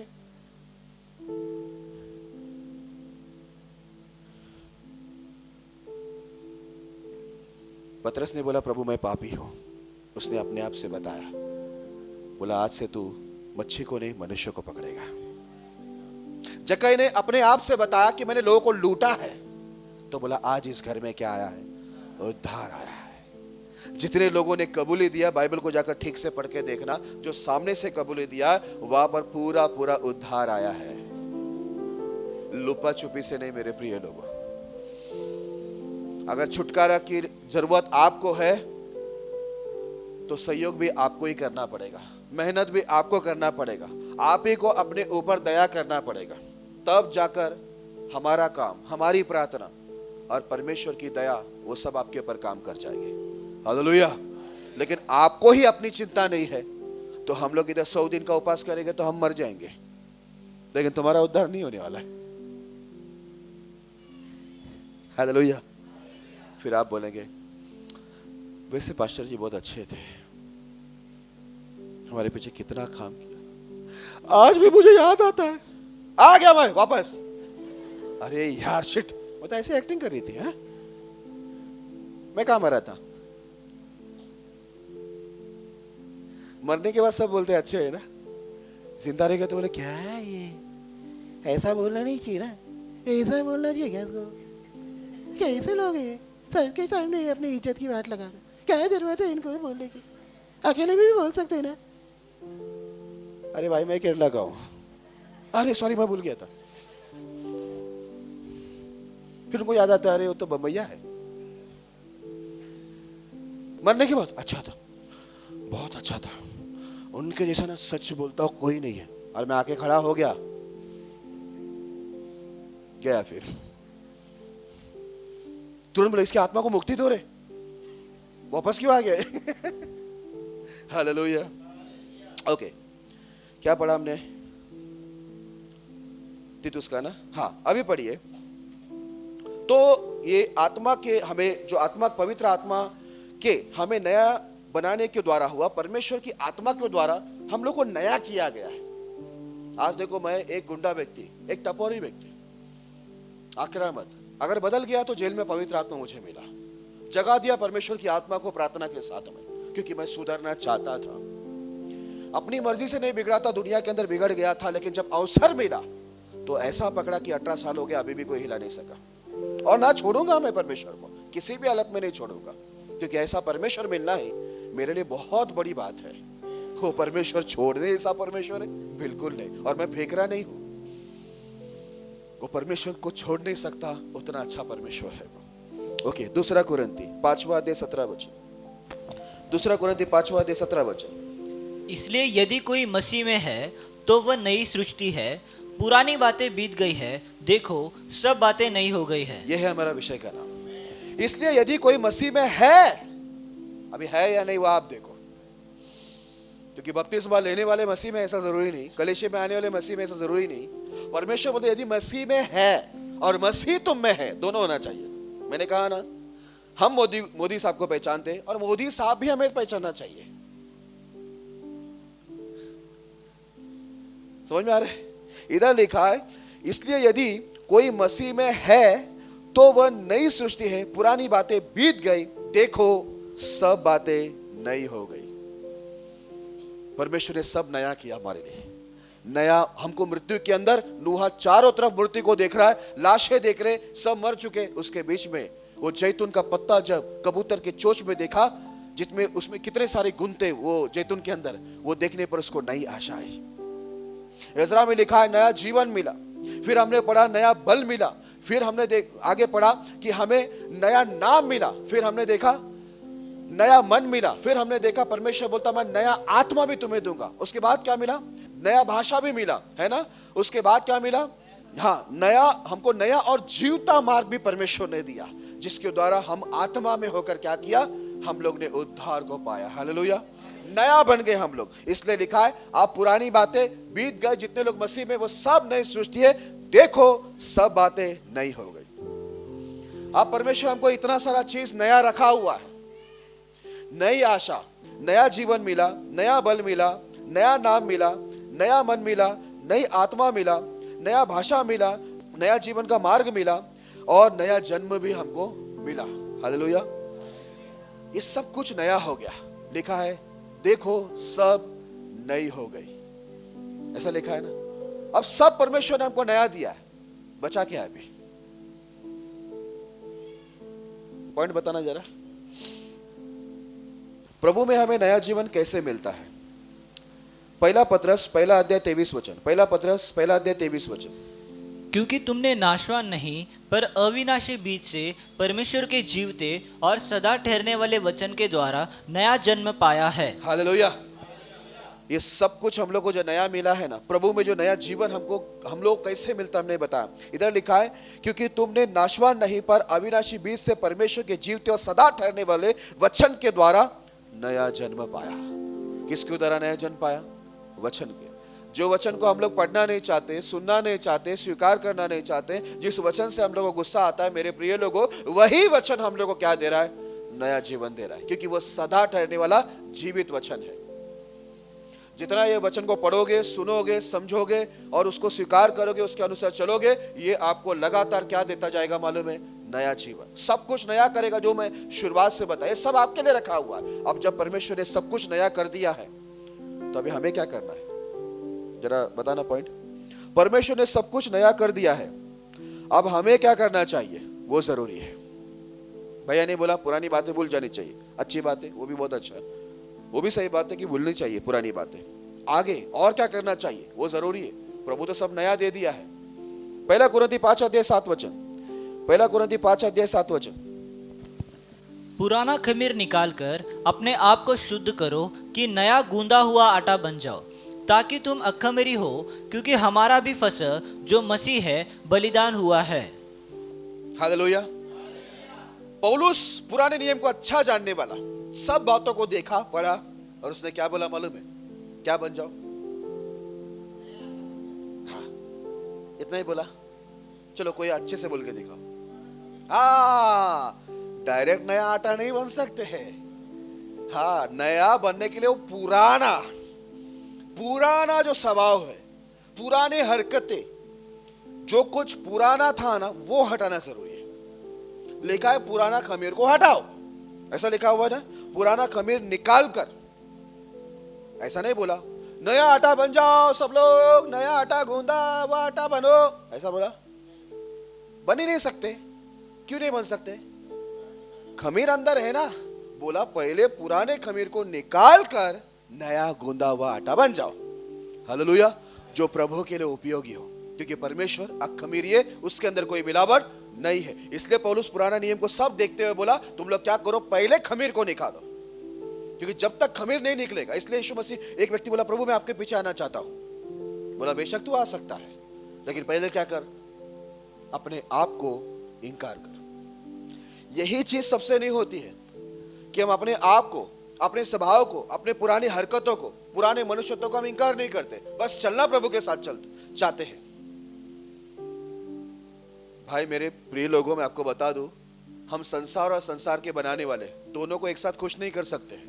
दोनों में से एक तो दुखी होगा, एक तो संसार, नहीं तो दूसरा संसार बनाने वाला। दोनों में से एक को खुश कर सकते, क्योंकि बाइबल में लिखा है तू दो स्वामी का सेवा नहीं कर सकता है। तू दो मेज पे नहीं खा सकते, दो कटोरे में मुंह नहीं डाल सकता है तू। यहां पर क्या लिखा हुआ है? पुराना खमीर को निकालो।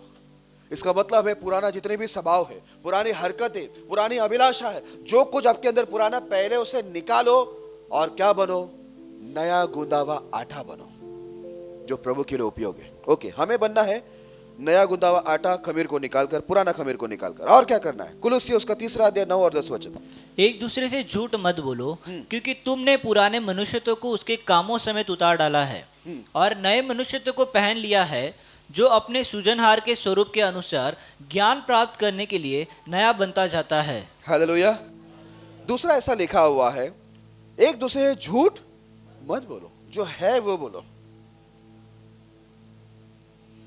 हम लोग झूठ बोलना बहुत पसंद करते हैं, लुपा छुपी खेलना, और यही चीज हमारे लिए घातक होता है। हमें ऐसा लगता है कि हम लोग बहुत शाने हैं, होशियार हैं, हमने बहुत बड़ा गेम कर दिया। आपका गेम होने वाला है।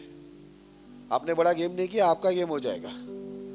इसलिए लिखा है एक दूसरे से झूठ मत बोलो, क्योंकि तुमने पुराने मनुष्यत्व को उसके कामों सहित उतार डाला है। पुराना जो मनुष्यत्व था उसके काम समेत तुम लोग एक बार उतार दिया, फिर क्यों झूठ बोल रहे? आगे ऐसा लिखा है, और नए मनुष्यत्व को पहन लिया है, जो अपने सृजनहार के स्वरूप के अनुसार ज्ञान प्राप्त करने के लिए नया बनता जाता है। हम लोग ऐसा इंसान बन गए जो परमेश्वर के स्वरूप के अनुसार है, जो क्या होता है? ज्ञान प्राप्त करने के लिए प्रतिदिन क्या होता है? वो अपने आप को नया बनता जाता है। हमको प्रतिदिन क्या होना है? नया बनते जाना है, उसके ज्ञान को प्राप्त करने के लिए। हमारे ऊपर हम मेहरबानी करना है, काम करना है। ओके, आगे दूसरा कुरिन्थियों उसका 4 अध्याय 16 वचन। दूसरा कुरिन्थियों 4 अध्याय 16 वचन। इसलिए हम हियाव नहीं छोड़ते, यद्यपि हमारा बाहरी मनुष्यत्व नष्ट होता जाता है, तो भी हमारा भीतरी मनुष्यत्व दिन प्रतिदिन नया होता जाता है। हाँ, बोलता है पौलुस, देखो अपना अनुभव देता है, बोलता है हम लोग हिवाव नहीं छोड़ते। हमारा जो ऊपरी जो ये है मनुष्यत्व है, बोलता वो नष्ट होता जा रहा है, तो भी हमारी भीतरी मनुष्यत्व दिन प्रतिदिन क्या होता जा रहा है? नया होता जा रहा है। ऊपर से बहुत तकलीफ है बोलते हैं। क्या आपने सुना भाई लोग, बहन लोग? बोलता है ऊपर से बहुत तकलीफ है, लेकिन हम लोग अंदर क्या हो रहे हैं मालूम है? साल में एक बार नहीं, उधर क्या लिखा है? दिन प्रतिदिन हम लोग क्या बनते जा रहे हैं? नया। क्योंकि प्रभु ने हमें सब कुछ नया दिया है। अभी हम लोग को प्रतिदिन क्या होना है? दिन प्रतिदिन नया बनते जाना है। वही पुराना स्वभाव, वही पुरानी बातें, वही पुराना किटकिट, वही मचमच, वही शुरुआत से बोला बात वापस से वही रिपीट करना पड़ा, वही पुरानी आदतें। इधर क्या बोला है? ऊपर से हम लोग बहुत कुछ तकलीफों में, लेकिन अंदर क्या हो रहे? दिन प्रतिदिन नया होते जा रहे। 10 साल पहले जो था वही हम लोग नहीं रहना चाहिए। दिन प्रतिदिन, अभी ये पौलुस अपनी गवाही दिया, दिन प्रतिदिन हम नया हो रहा है। आपका और मेरा काम भी है कि प्रतिदिन हमारे अंदर एक बदलावट दिखनी चाहिए, चेंजेस आना चाहिए, है ना? समझ में आ रहा है आपको? देखो अभी कितने सारे लोग मुझे बोलते थे, अरे कैसे इसका क्या होगा, उसका क्या होगा। देखो ना, उनके स्टेटस को देखो, डीपी देखो, फेसबुक उनका देखो, इंस्टाग्राम देखो, आप क्या होना चाहिए। उनको अपनी आप पर ही दया नहीं आ रही है। मैं इधर कलेशे में लाकर अपना सर दर्द बढ़ाऊं?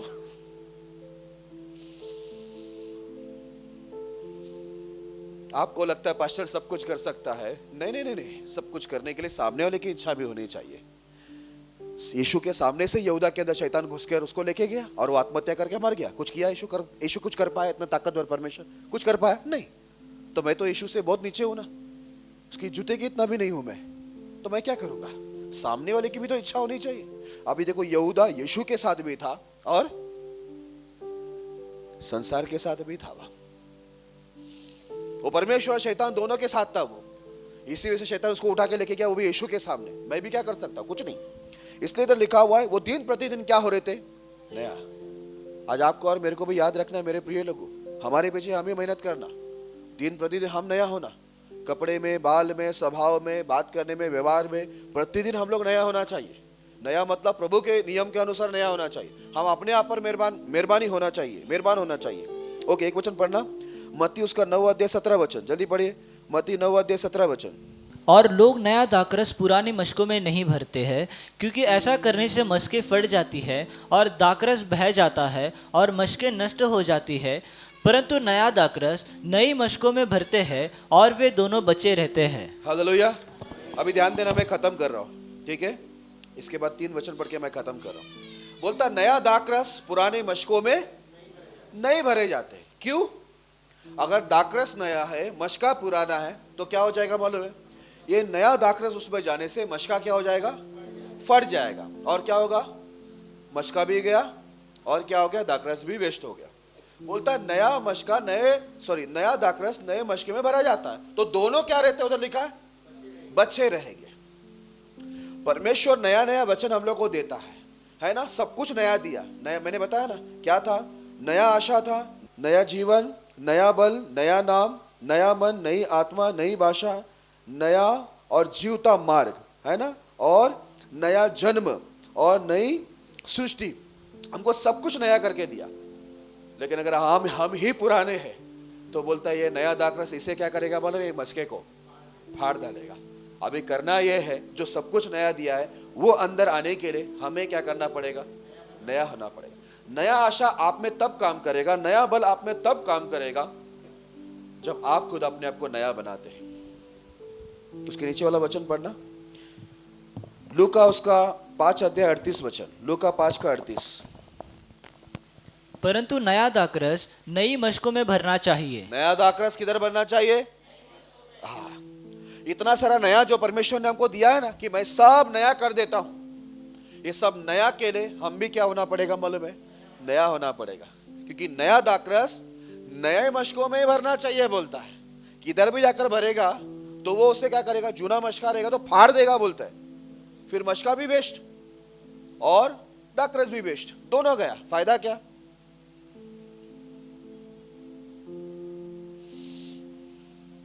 हालेलुया। मार्कुस दूसरा अध्याय 21 वचन, मार्कुस दूसरा अध्याय 21 वचन। कोरे कपड़े का पैबंद पुराने वस्त्र पर कोई नहीं लगाता, नहीं तो वह पैबंद उसमें से कुछ खींच लेगा, अर्थात नया पुराने से, और वह पहले से अधिक फट जाएगा। हालेलुया। बोलता नया और पुराना कपड़ा दोनों को जोड़ेगा तो क्या होगा मालूम है? वो टिकेगा नहीं, वो फट जाएगा। इसके लिए याद रखना, जैसे पौलुस क्या बोला, पुराना खमीर को निकाल कर नया गूंदा हुआ आटा बनो। पुराना जो तुम्हारा ये है मशका है उसको चेंज करो, क्योंकि दाखरस नया है तो मशका भी क्या होना चाहिए? नया होना चाहिए। नहीं तो वो दाखरस क्या करेगा? नया दाखरस ये मशके को फाड़ डालेगा। वो दाखरस आपके लिए फायदे का नहीं होगा, लेकिन क्या होगा? नुकसान का होगा। क्योंकि सब कुछ प्रभु नया दे रहा है। अभी बारी है हमें नया बनना, क्योंकि हम अपने आप के ऊपर काम करके अपने आप को नया नहीं बनाएंगे। जिससे भी मुझे आज बहुत अच्छा लगा, सारा सिस्टर ने गवाही दिया, मेरा स्वभाव बहुत ही बुरा है, लेकिन उन्होंने बहुत अच्छी बात बोला। क्या उनका इज्जत घट गया? नहीं, पीछे बैठा मेरे को कान में आया बराबर। अब मैं उनको इज्जत करूंगा, क्योंकि उन्होंने क्या किया? अपने आप को नया बनाना शुरू किया। क्योंकि वो अपनी गलती को मान रहे हैं। एक व्यक्ति जब अपनी गलती को मानता है, वहां से उसकी शुरुआत होती है नया बनना। क्योंकि लिखा हुआ है ना, वो अपने गलत कामों से क्या करेगा? घृणा करेगा। हालेलुया। उसको घृणा आएगी, ये गलत है। अभी देखो कोई अपना स्वभाव का बोलेगा, बहुत मुश्किल है। इधर कितने अड़ियल लोग बैठे हुए, इधर कितने अड़ियल लोग इधर बैठे, शांत बैठे वो लोग। वो लोग ऐसे साइलेंट बम है ना, वो कभी होता बोलो थोड़ा टच करा ना, तब देखो मिसाइल्स की बटन दब चुकी, आप उड़ने वाली है, फटने वाली है। भागो। बहुत साइलेंट होके बैठे, बहुत खूबसूरत है, कोई शक नहीं, खूबसूरती में कोई कमी नहीं किया उन्होंने। एकदम साइलेंट बम। ऐसे बम को डिफ्यूज करना मैं अच्छी रीति से जानता हूं, जमीन के अंदर दफना देने का उसको।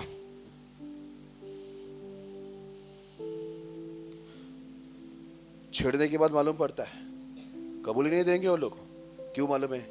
आज सारा सिस्टर ने कबूली क्यों दिया? क्योंकि उनको छूटना है। घृणा आ रहा है, ये स्वभाव की वजह से उनके रिश्ते टूट रहे हैं। वो स्वभाव से उसको घृणा आ रहा है उनको।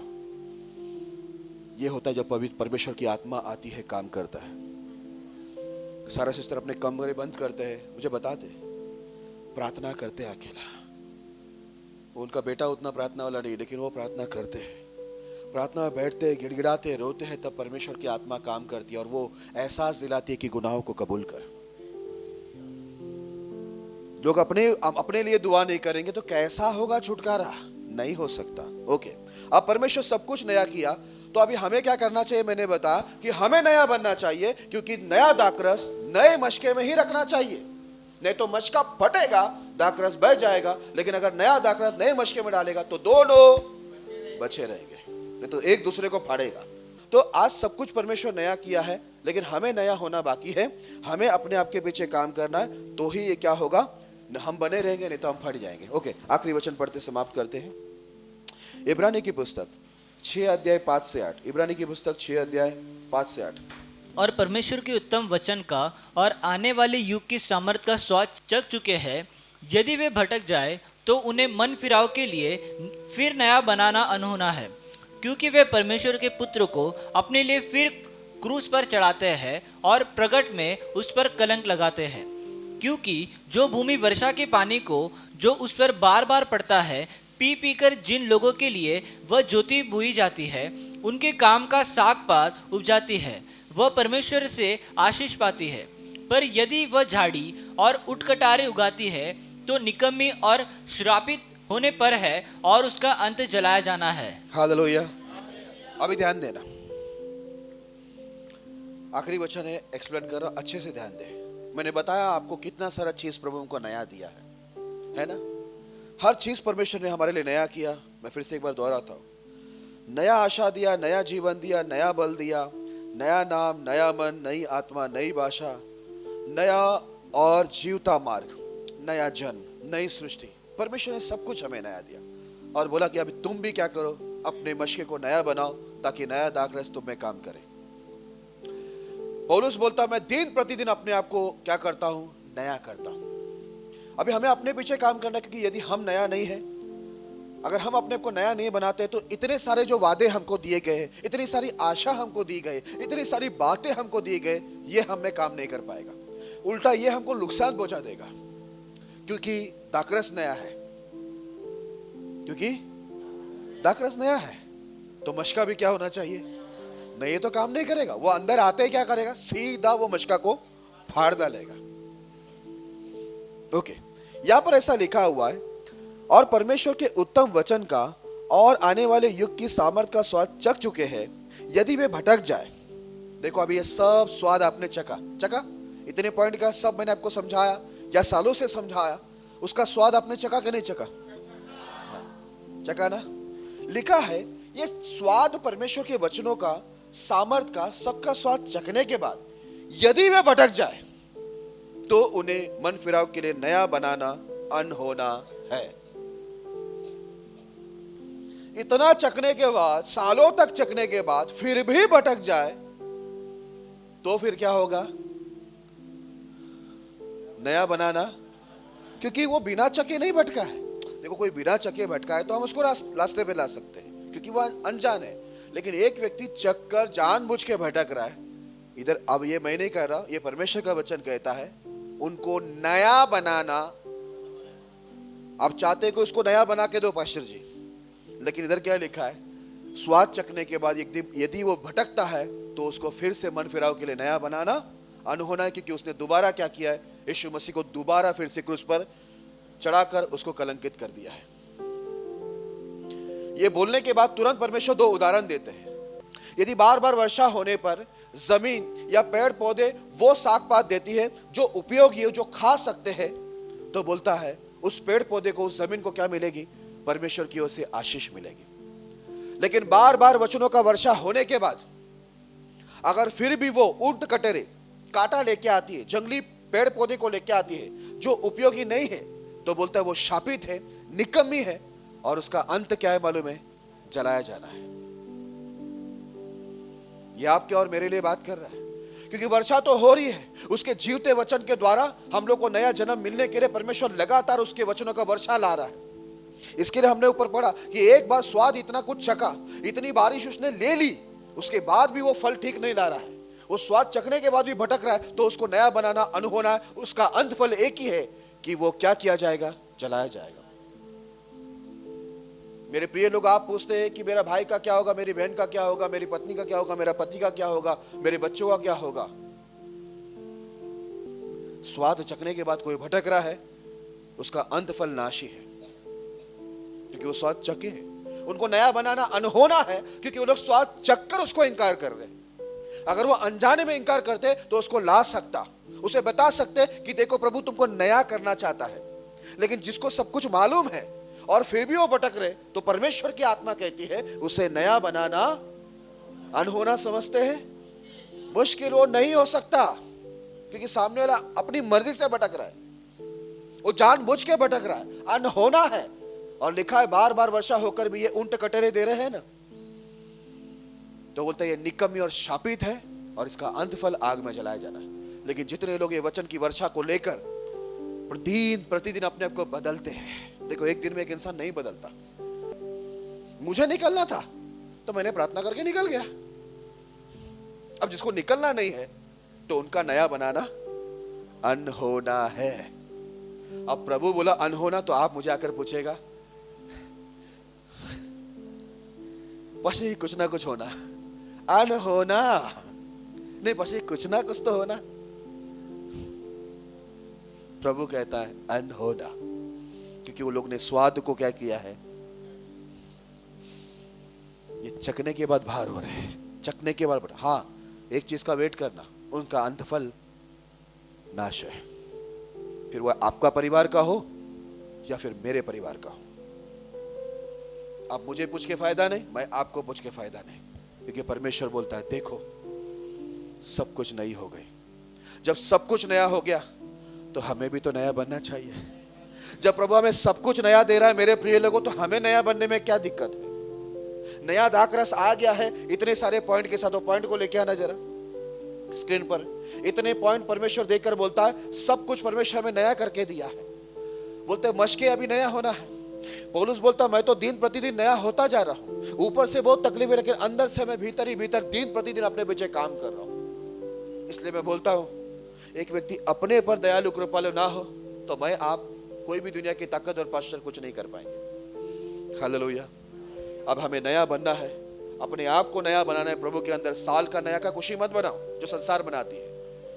हाँ, अपने आप को जिस दिन तुम नया बना लोगे उस दिन बहुत आनंदित होना, क्योंकि आप अपने आप को नया बनाएंगे तो ये सब जो आपको 10 चीज दिखाई दे रही है, ये सब नई चीज आप में काम करना शुरू करेगा और आप एक आशीषित व्यक्ति होगे, भाग्यवान व्यक्ति होगे। आपकी अपनी एक गवाही होगी, क्योंकि आप बोल सकते हैं मैं एक नया इंसान बना हूं, मेरी गवाही नया है, मेरी पहचान नई है, ठीक है, मेरा स्वभाव नया है, मेरा व्यवहार नया है, मैं ये नया साल के अंदर सब कुछ नया करके लिया है। हालेलुया। पुरानी बातों को मैंने हटा दिया, पुराने खमीर को मैंने हटा दिया और अपने आप को मैंने नया गूंदा हुआ आटा बनाया। फिर देखना आपकी गवाही, आपकी पहचान क्या होती है। आपको आपकी पहचान देने की जरूरत नहीं है। मैं देखो किधर भी जाता हूं अपनी पहचान देता नहीं हूं, मेरी पहचान कोई और देता है। पास्टर चाको जी, मैं उनको मिलने गया, बेड में सोए हुए, ऑक्सीजन लगा तो भी मेरी तारीफ कर रहे, ऑक्सीजन लगे हुए, मेरे बारे में तारीफ चालू। मुझे किधर जाकर अपनी पहचान देने की जरूरत नहीं पड़ती है। मेरी पहचान जो नया मुझे कर दिया है वो चीज मेरी पहचान मुझे देता है। मैं चाहता हूं कि ये सब चीज हम में, आप में, सब में काम करें। ये कब होगा? जब हम अपने आप को नया बनाएंगे। साल नया होने से क्या होगा? गया साल भी प्रार्थना में नहीं आ रहे थे अपन, गया साल भी अपना स्वभाव वैसे ही था, गया साल भी बाइबल नहीं पढ़ रहे थे, गया साल भी आज्ञा को मानने। नया साल में हम लोग हैप्पी न्यू ईयर, सबको अच्छा वाला कुछ आएगा तेरे पास वीडियो स्टेटस में डालने का है। क्या होगा? क्या होगा? आपका क्या होगा? ईयर तो न्यू हो गया, आपका जीवन, आपका स्वभाव, आपकी आत्मिक जीवन, आपकी गवाही, उसमें तो कुछ न्यू नहीं है, उसमें तो कुछ नया है ही नहीं। फिर किस बात की खुशी मना रहे कि सिर्फ कैलेंडर नया आ गया है? अच्छा लग रहा है कैलेंडर, सो स्वीट है। आपको देखकर भी कोई तो बोले सो स्वीट। कैलेंडर को देखकर खुश हो गया, नया साल है, बिरयानी बनाएंगे। फिर क्या? आपकी गवाही क्या है? कुछ भी नहीं। इसके लिए मेरे प्रिय लोगों, जरा विषय का नाम बताना बेटा। देखो वे सब नई हो गई है। See, they have all become new. प्रभु ये संदेश आपको आशीष करे।